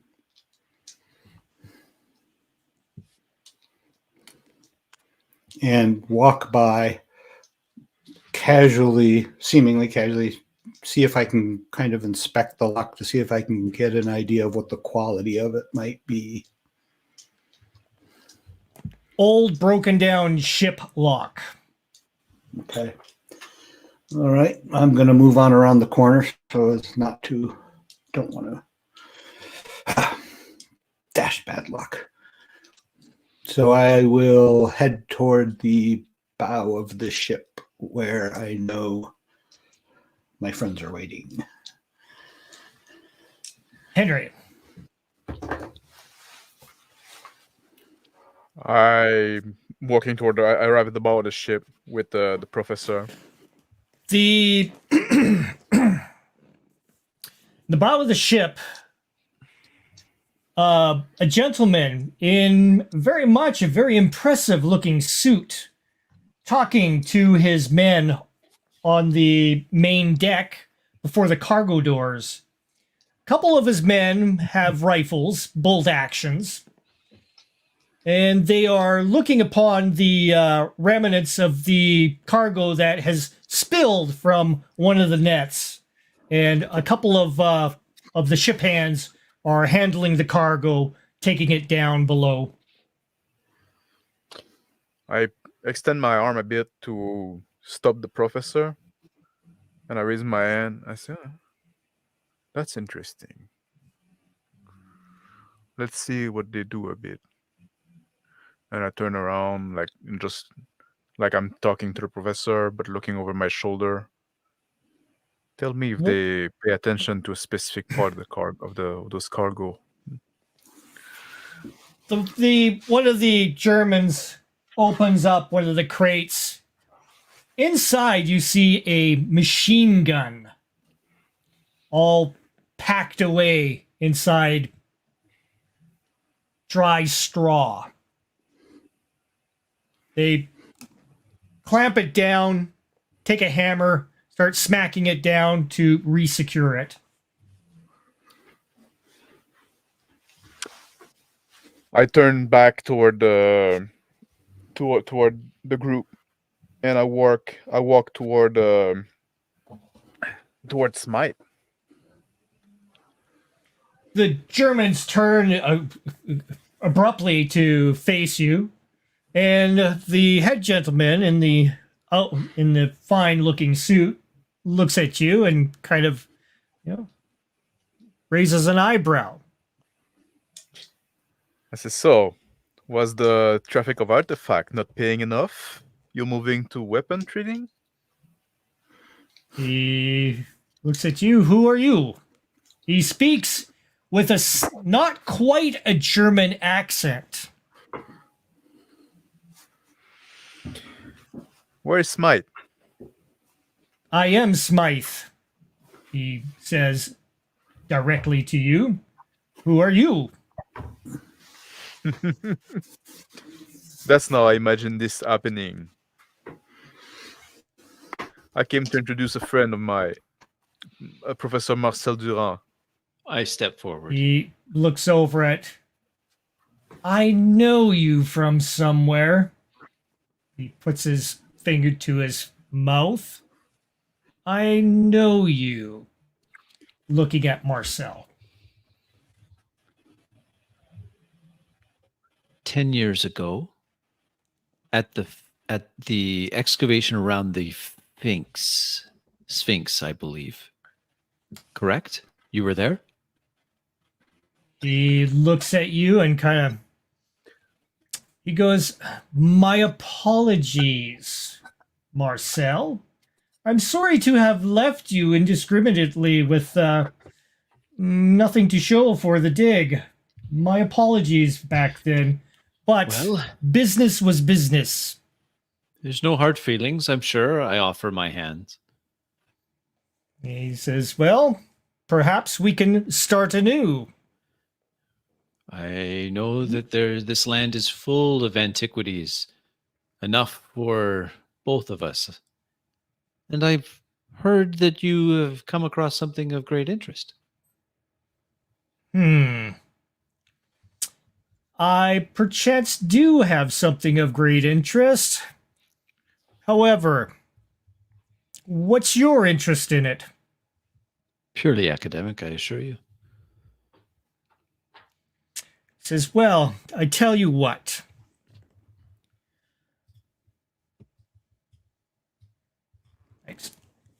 He says, just to show a little bit of appreciation for the acquirement of the fine jewelry that we had 10 years ago, I shall let you ponder the pages of the book for a night if you wish." That would suit me just fine. Of course. However, Hans must be with the document at all times. Hans. Hans. I chuckle. Drinking my Why does cognac. Hans need to be with me at all times? Is not my word as a academic of some publishing renowned, I'll have you know.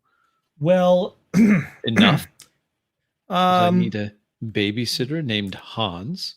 There's some nursemaid. He smiles. He goes, "I have the possession. You do not, Professor. I am giving you this chance to ponder over this document if you wish." I sigh. Very well, Mr. Smythe. I will agree to your terms. When can you arrange for the book to be brought to me so I can ponder its pages, as you say? When would you like to? Why not now? Very well. Gentlemen, he moves to his companions, which are still moving stuff around and towards a cargo. Yes, we will be back to make sure everything's done. Carry on quickly. I want to see this stuff stowed away right away. Come, Professor and Henry. Oh, of course. If you get your Hans, then perhaps I can have my Henri. Oh no, I would be that would be a bore for me. I will let you two. Very well. I have a fellow academic with me. I will gather him as well. He's Masood, an exceptionally clumsy fellow, but an academic nonetheless. Well, then, I shall be assured that he will not be handling this book, correct? Only myself, of course. I wouldn't let the student handle something of such Very good, importance. very good. If you Harry. excuse me, gentlemen, I'll have some business to attend. I was just here to make the introduction. I'm glad you can find some common ground. I will bid you good night. Thank you, Mr. Lampert. Good night. I head toward the other side of the ship, where I assume Ari is gonna be. So as I'm coming forward, I see Henry heading toward me. Shake my head. There's no gold, man. They've got cards in front of their scope. They're not there. I Get rid of them. I come close to him and I say, I saw the book. They handed it to this professor you were with. What? I must recognize his amazing excellence But as a scholar. there's one of the Yes. German that need to stay with the book. But now it's only one Who? German. Hans. Then are they all called? It's either Hans or Wilhelm. So, Yeah. but if we, well, tonight's not the night for this. Even if we get the book, we're stuck on this dude's ship with it. The trick will be getting it away as we get back to Cairo. Or where we're upriver, if we can arrange transportation away. I could ask maybe, and I look toward the edge, maybe we can stow away on one of the little lifeboat with the book. Yes, and row ashore and be in the middle of nowhere. There's always a little settlement around. We'll arrange some transportation from there. Right? Well, if you think Yeah. He's got to get new squirrels for his internet. Professor? He's a professor. I follow Smythe as he leads his way to where the book is held. He carries on a little idle chatter with you. He says, so, is this the reason for you coming on board this ship, Well, perhaps. Professor? We're always looking for. Perhaps. I don't think I'm giving them away too much to know that I have people that inform me when important artifacts may come on the market.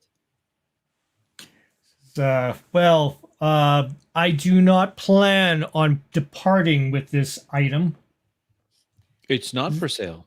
This one is not for sale. I'm sorry, Professor.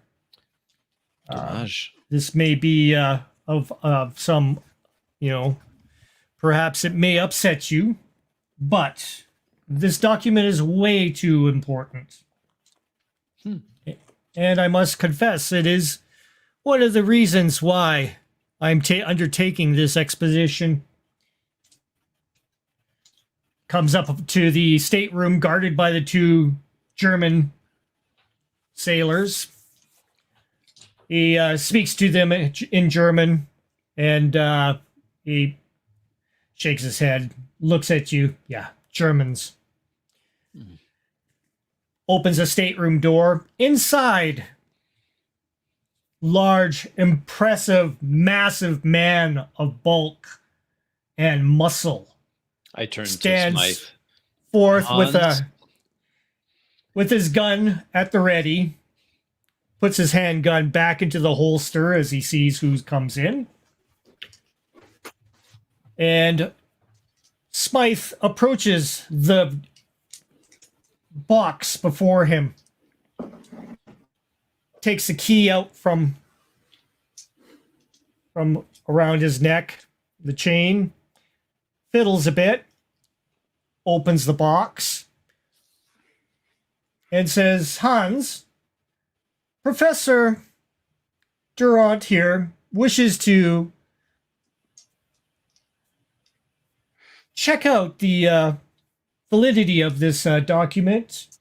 Will you please escort him to his room? Make sure you do not have this document out of sight at any time. And Hans grunts and nods, looking very stoic. Goes ahead and takes the box with the book in it, holds it before him, and nods towards you, Professor Durant. Very well. Hans, follow me. We're not far away. I leave the room and nod to Smythe. How much time will you afford me to look at these pages to authenticate and appraise them? Notwithstanding they're not for I'll sale, give I you- understand. Yeah, I'll give you 3 hours today. 3 hours today. Your answer leads me to believe there may be further opportunities to examine this as our voyage continues. We shall see, Professor, if my book is undisturbed during course. that time. I will handle it with utmost care. Thank you, Professor. 3 hours. Professor, remember, I do not allow these privileges lightly. And I appreciate your generosity. I He nod. nods. Then leave the room, walking quickly along the deck of this rickety ship under steam to my own stateroom, which I open and gesture for Hans to enter. Hans moves in, places the book onto your study, and moves himself over to over beside the window, looking out. And he ponders, sitting, looking out the porthole, and watching you back and forth. I move over to the box as it sits and peer inside to examine the book. I take out a white silk handkerchief, carefully remove the cloth that's around the book to reveal it more. And then suddenly I say to Hans, I'm sorry, I drank a little too much at dinner. Hans, I will be back just very shortly. I must use the restroom. At which point I leave the stateroom and go looking for Henri and Harry. Harry,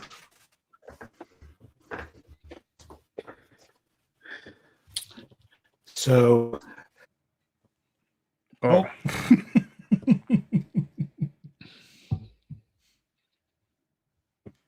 back to Henry.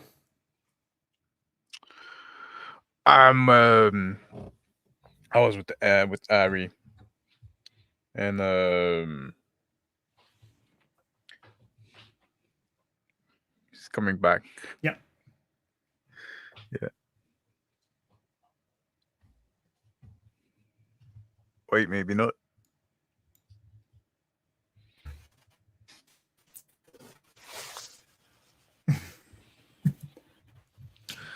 So, Ari. So perhaps now is our opportunity. Yes, I think if the book, like from what I understood, the professor is going to be allowed alone. The professor is I going to reach be allowed. inside my breast pocket. I have some here as well, and actual my staff.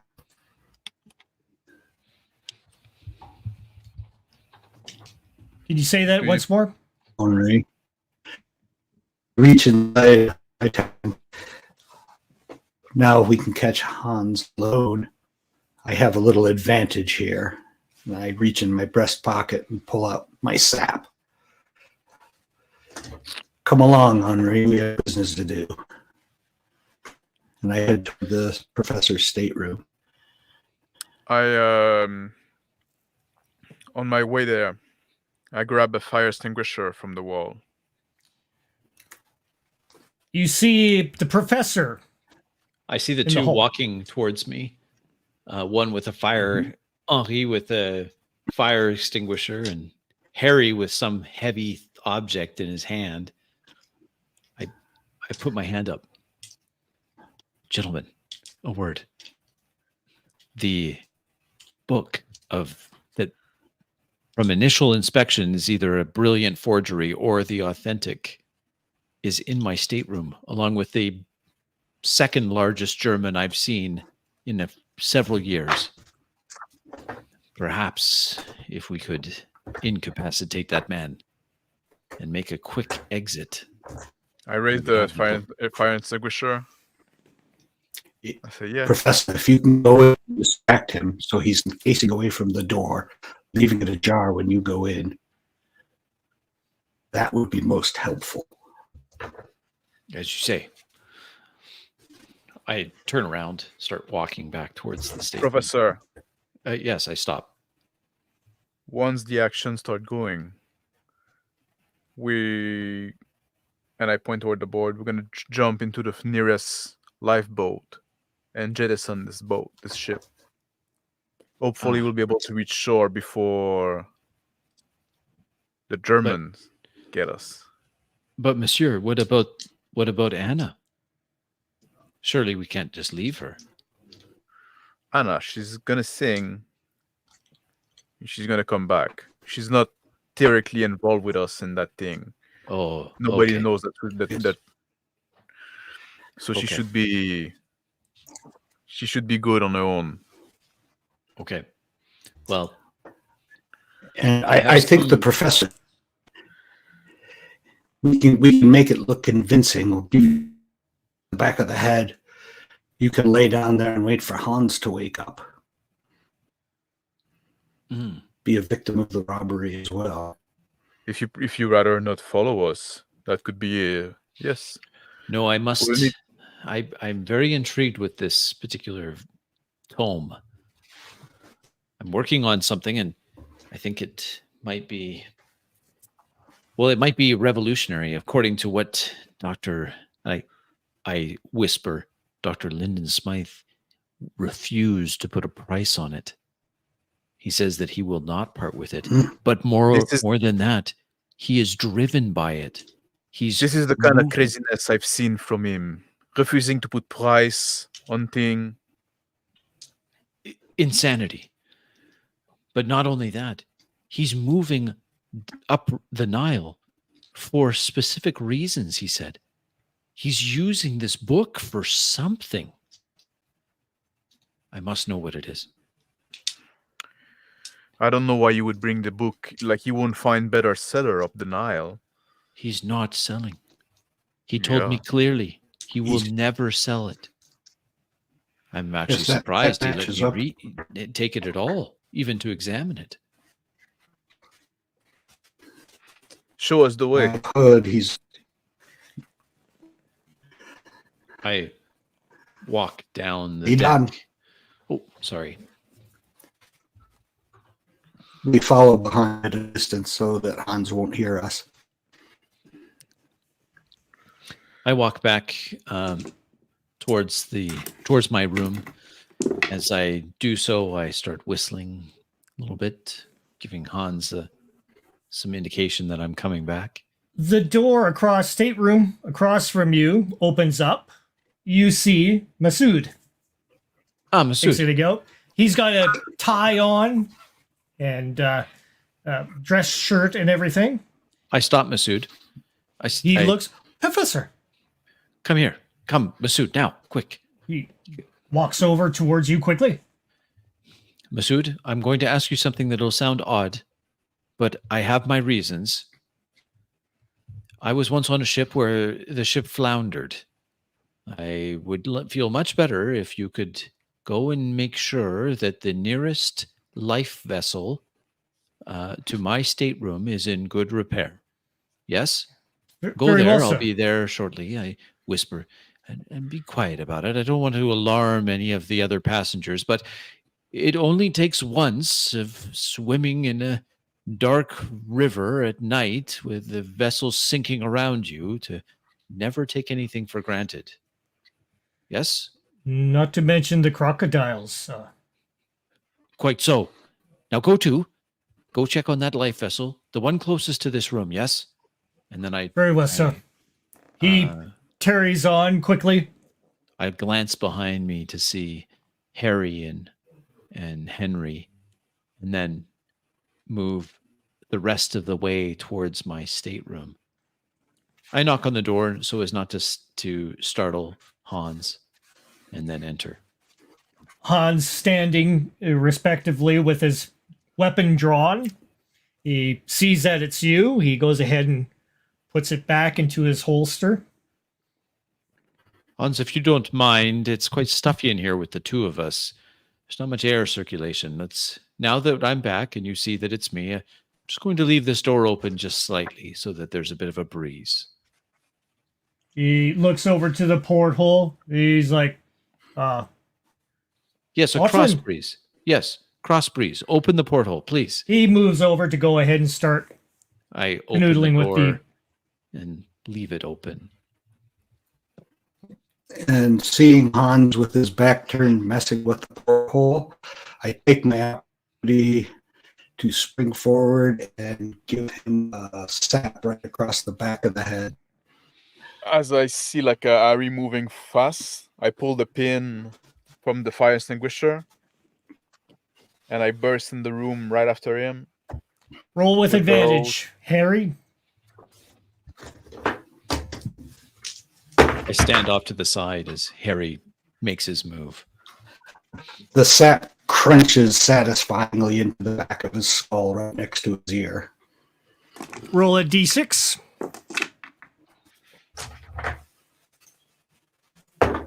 6.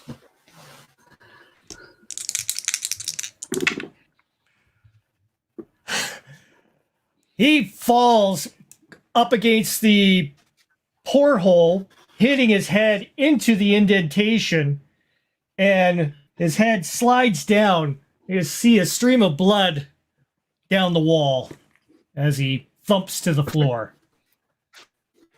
The still ringing in your hand. I am going to jump over, close up the box with the book in it, and run out of the room. Tapping the professor in the back of the head with my sap as I go. As I see You're like knocked the out, big Professor. German falling down, I just look at the fire extinguisher I have in my hand and throw it on the ground. And turn around to follow Harry. I'm completely unprepared for the sudden attack from Harry. Shocked and unprepared to defend myself. So, like I said, I tap him in the back of the head and down, stop in the doorroom. Professor, you've been knocked cold, and run out into the hallway, holding up the book for Henry, sprinting toward the exit. Yep. I say, well, when are you coming? I say to Henry as I pass. Yeah, I'm following Harry.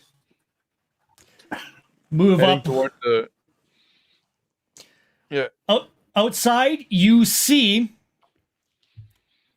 Harry. You notice off in the distance from the bow of the ship, further on down the Nile, you just barely make out that tugboat that had been parked in the dock, which the man in the black robe, black turban had approached.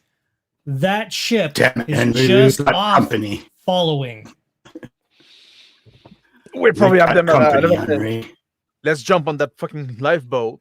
They'll think the book is still on. You see We'll be out. Masood near the lifeboat. He's got the tarp on it, lifted up slightly. I reach in my Take it out of his hands, rip it open. I reach in my jacket. I pull out my service pistol. I say, "Kid, get away from the boat. Go take care of your master."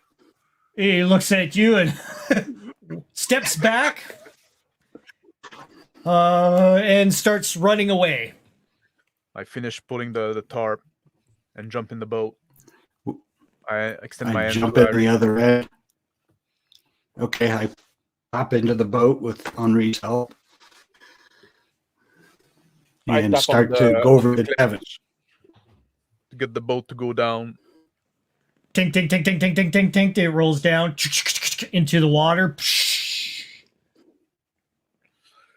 I say, just You- like university days, time to row. Above you, Henry, you see the captain looking down, seeing what's happening, and he kind of smiles and shakes his head. And then turns himself around. I As wait. if not to see you anymore.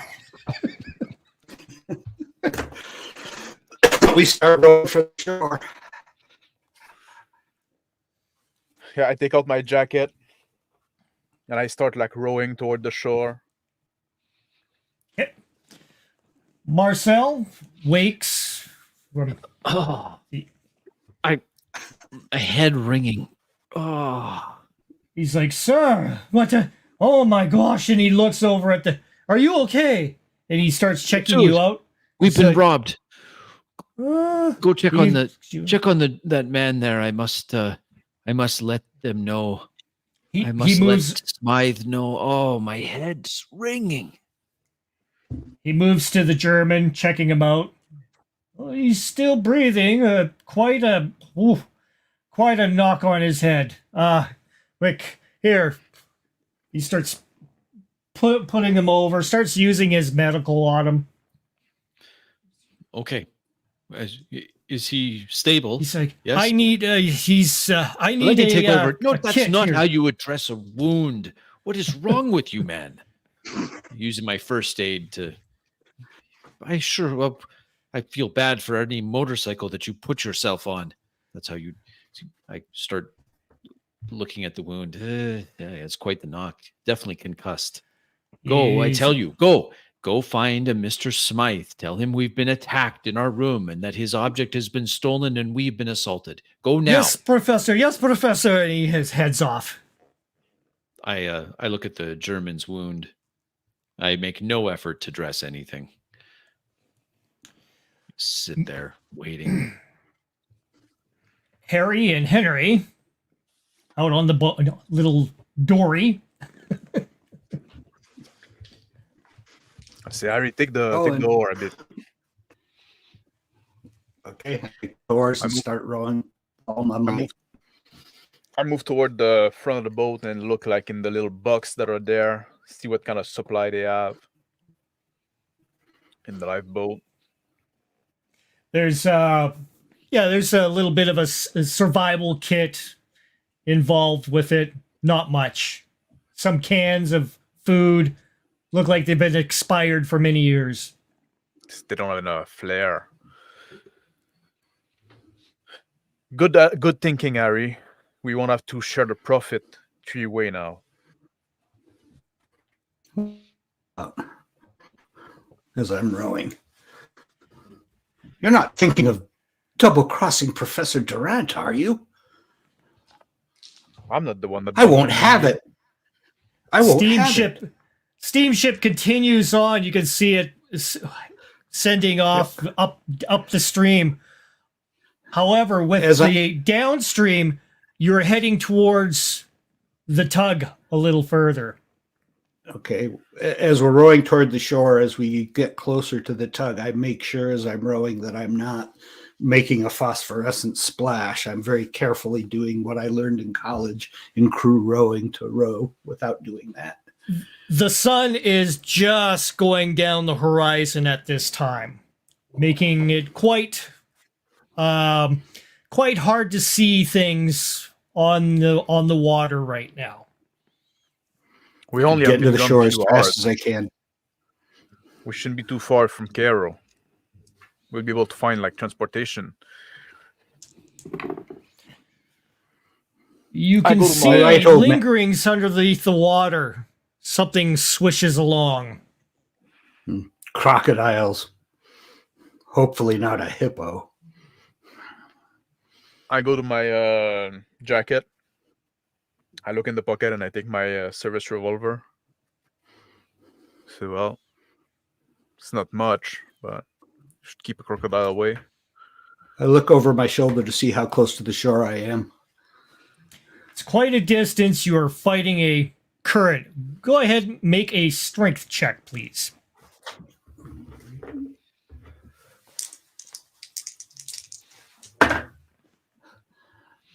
The current apparently is too much for me.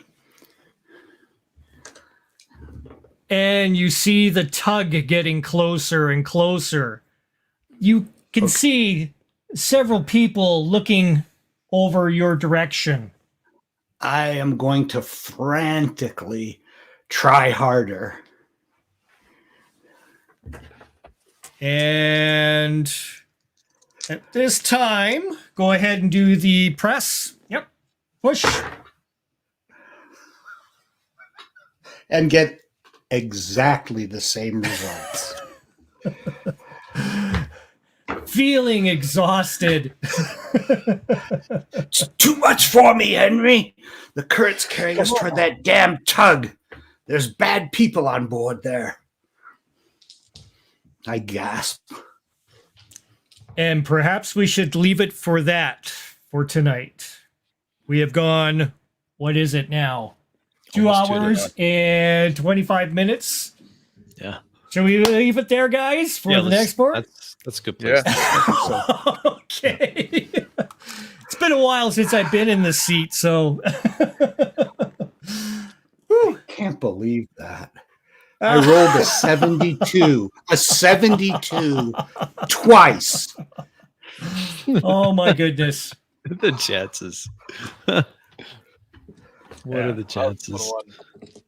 I'm at least the sap worked. That was a mercy. Yeah. Oh man, I was pretty sure I was going to fumble. Quite beautiful. That was. I think that's the best I brawl. rolled for Hans for his alertness, and he was like 88. And I was like, well, so much for that, you know. So yeah, nice job on beaning the giant German guy. That may be the most satisfying blow I've ever struck in a Call of Cthulhu game. And it might be your last. Yeah. Starting So to look enjoy that way. Yeah. Yeah, I know it can get a little precarious, especially for me. With getting back into the GM seat again, I haven't been in it for a bit. So, but how'd you guys feel about that whole experience so far? I was there's really some feeling that game. I don't know, interesting- yeah, go ahead with it, Dice.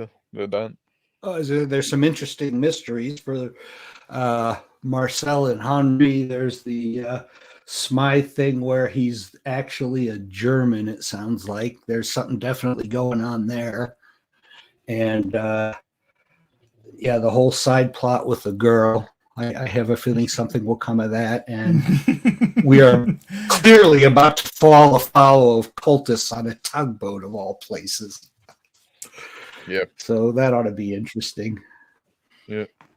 Like I thought the setting was very fun. Like, I don't know, I felt it a lot, right? Just like, Yeah. and it felt like a gangster game more than a Cthulhu game at some point, right? Oh It's very, like, yeah, I gangster. mean, you got. I mean, I like that the characters are developing because we're basically, getting our characters kind of, coming up from basically nothing, and of course creating a very believable characters, you guys. So I really liked what you were doing there, and just having a lot of fun, just letting you guys go at it and co-create as much as possible.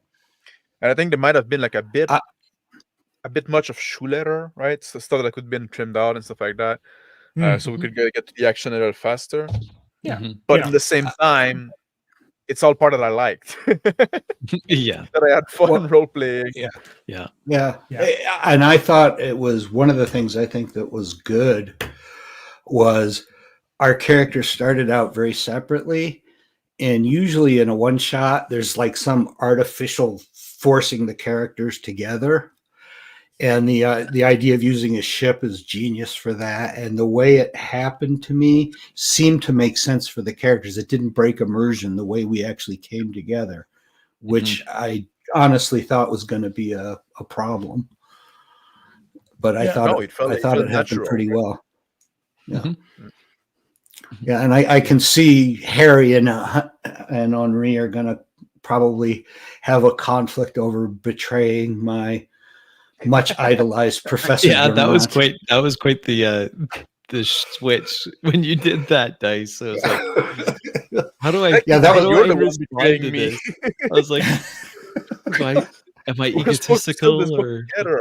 Yeah. It's one of talking about the guy. Yeah. One of my character's flaws is he idolizes another character, and so since my background is in archaeology, I picked your character, and that's awesome. it's support. Yeah, so I was playing it almost like a mania insanity type of just, oh, my idol. That's awesome. I like it. That was fun. I enjoyed that. Let's see, what do we have here? We got anything we got a bunch of, I liked Max's interplay with like the Anna character. I thought that was good. It's like, no, you're like, there's a little undertone there of like, no, I need you in the club, but there's also like this romantic thing maybe that's there because he wasn't sure how to write the note. But there's also this like, you're my meal ticket, so you're absolutely not leaving the club. Well, it was interesting. I like that he knew the captain too. Is that something that you had started with, like, or did you just decide that? It's like Rick said that, like, oh, it's your friend. I say, oh, okay. Yeah, that was good. Yep. And I mean, you're into that kind of thing, and he's always taking people up and down the Nile, so I would consider you would know this person. Yeah, especially if he's a bit like crooked and stuff like that, Yes. Yeah. And I thought the way you played the arrogant Frenchman was awesome. you were not like, you weren't over the top. Yeah, you weren't over the top, but you were just genuinely insulting at the right moment. Like wiping your hand after shaking the captain's hand. It's like, oh, jeez. Ouch. Area is haunted by the extra-dimensional internet demon. Yeah. My rural broadband was worse than usual. I apologize. It happens. It's not your fault. It's what you have to do with what you have. So I have been through that as well at first. Yes, like in the first game we had. Yeah, I was struggling with that as well. Mm-hmm. Yeah. But I know character I find a very interesting, very, very cool character. Yeah, they all seem like believable. They have a reason. They like a reason to be there. All have some motivation, right? So very interesting. That's the main thing. That's a trick that a lot of people forget is you got to have a reason for being there as a character. So, which is some of the reasons, some of the things I asked you guys was who was your friends, who were your enemies, and you guys gave me some extra cool information there that I could use definitely. And I think I've used everything from your suggestions so far. So, which is made this. I didn't know where you guys were going to go. If you guys were going to rob the ship outright, or rob him outright there, or rob him, or what was going to happen. But or wait until we're destination. Yeah. So for me, it was exciting to see where this was going, and I was just letting you guys carry on the how this was forming. Like all I could do was kind of introduce a little bit of flavor of what's happening around you every once in a while, and that's about it. So, which if you're a game master out there, I would highly recommend trying that yourselves. Seeing how much you can let the players carry on, which is cool. Because I love it. Didn't even get to look at the fucking book. I was like, at 1 second I was like I got 3 hours with this. Like, do I just stay here? But then I'm like, no, this is the best chance we're gonna get. And I just saw the first one, like to lose some sanity, starting to look at the book. Yeah, that's what I was kind of waiting for that. Like, I look at the book, see reveal it. I was waiting to lose sanity, but nothing. No. I had thought this was going to turn into one of those like complicated heist movies, where we would figure out some clever and tricky plan to, I don't know what, to get hold of the book while we're on the ship and get away somehow, and turned into a smash and grab. It's like, well, no time like the present. The Egyptian job. Yeah. So did you guys want to go for this another next week, same time? Is that possible? Yeah, that works for me. I'll have to look and see. I often have something on Thursday night, so I'll check and see. Okay. I'll let you know. Okay. Yeah. If not, Then we again, can. it would even make sense if I don't make it that Dyson and Max are kind of on the life raft by themselves, and Well, you have a bit of a shot by the German.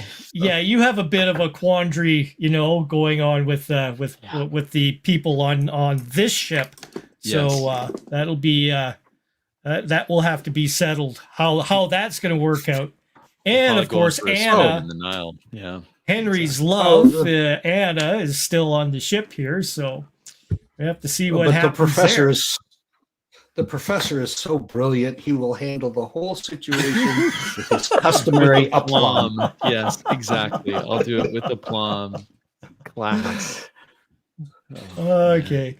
Well, anyways, thanks everybody. The Phil the Thrill, Zonalar, who else is on there? Rune, Amethyst, all you guys. Thank you for showing up and making comments and everything. I hope you guys have time enough to go ahead and watch the rest of this. If you've left early, I know it's a little late, but all cool. Thank you, Dice Tales.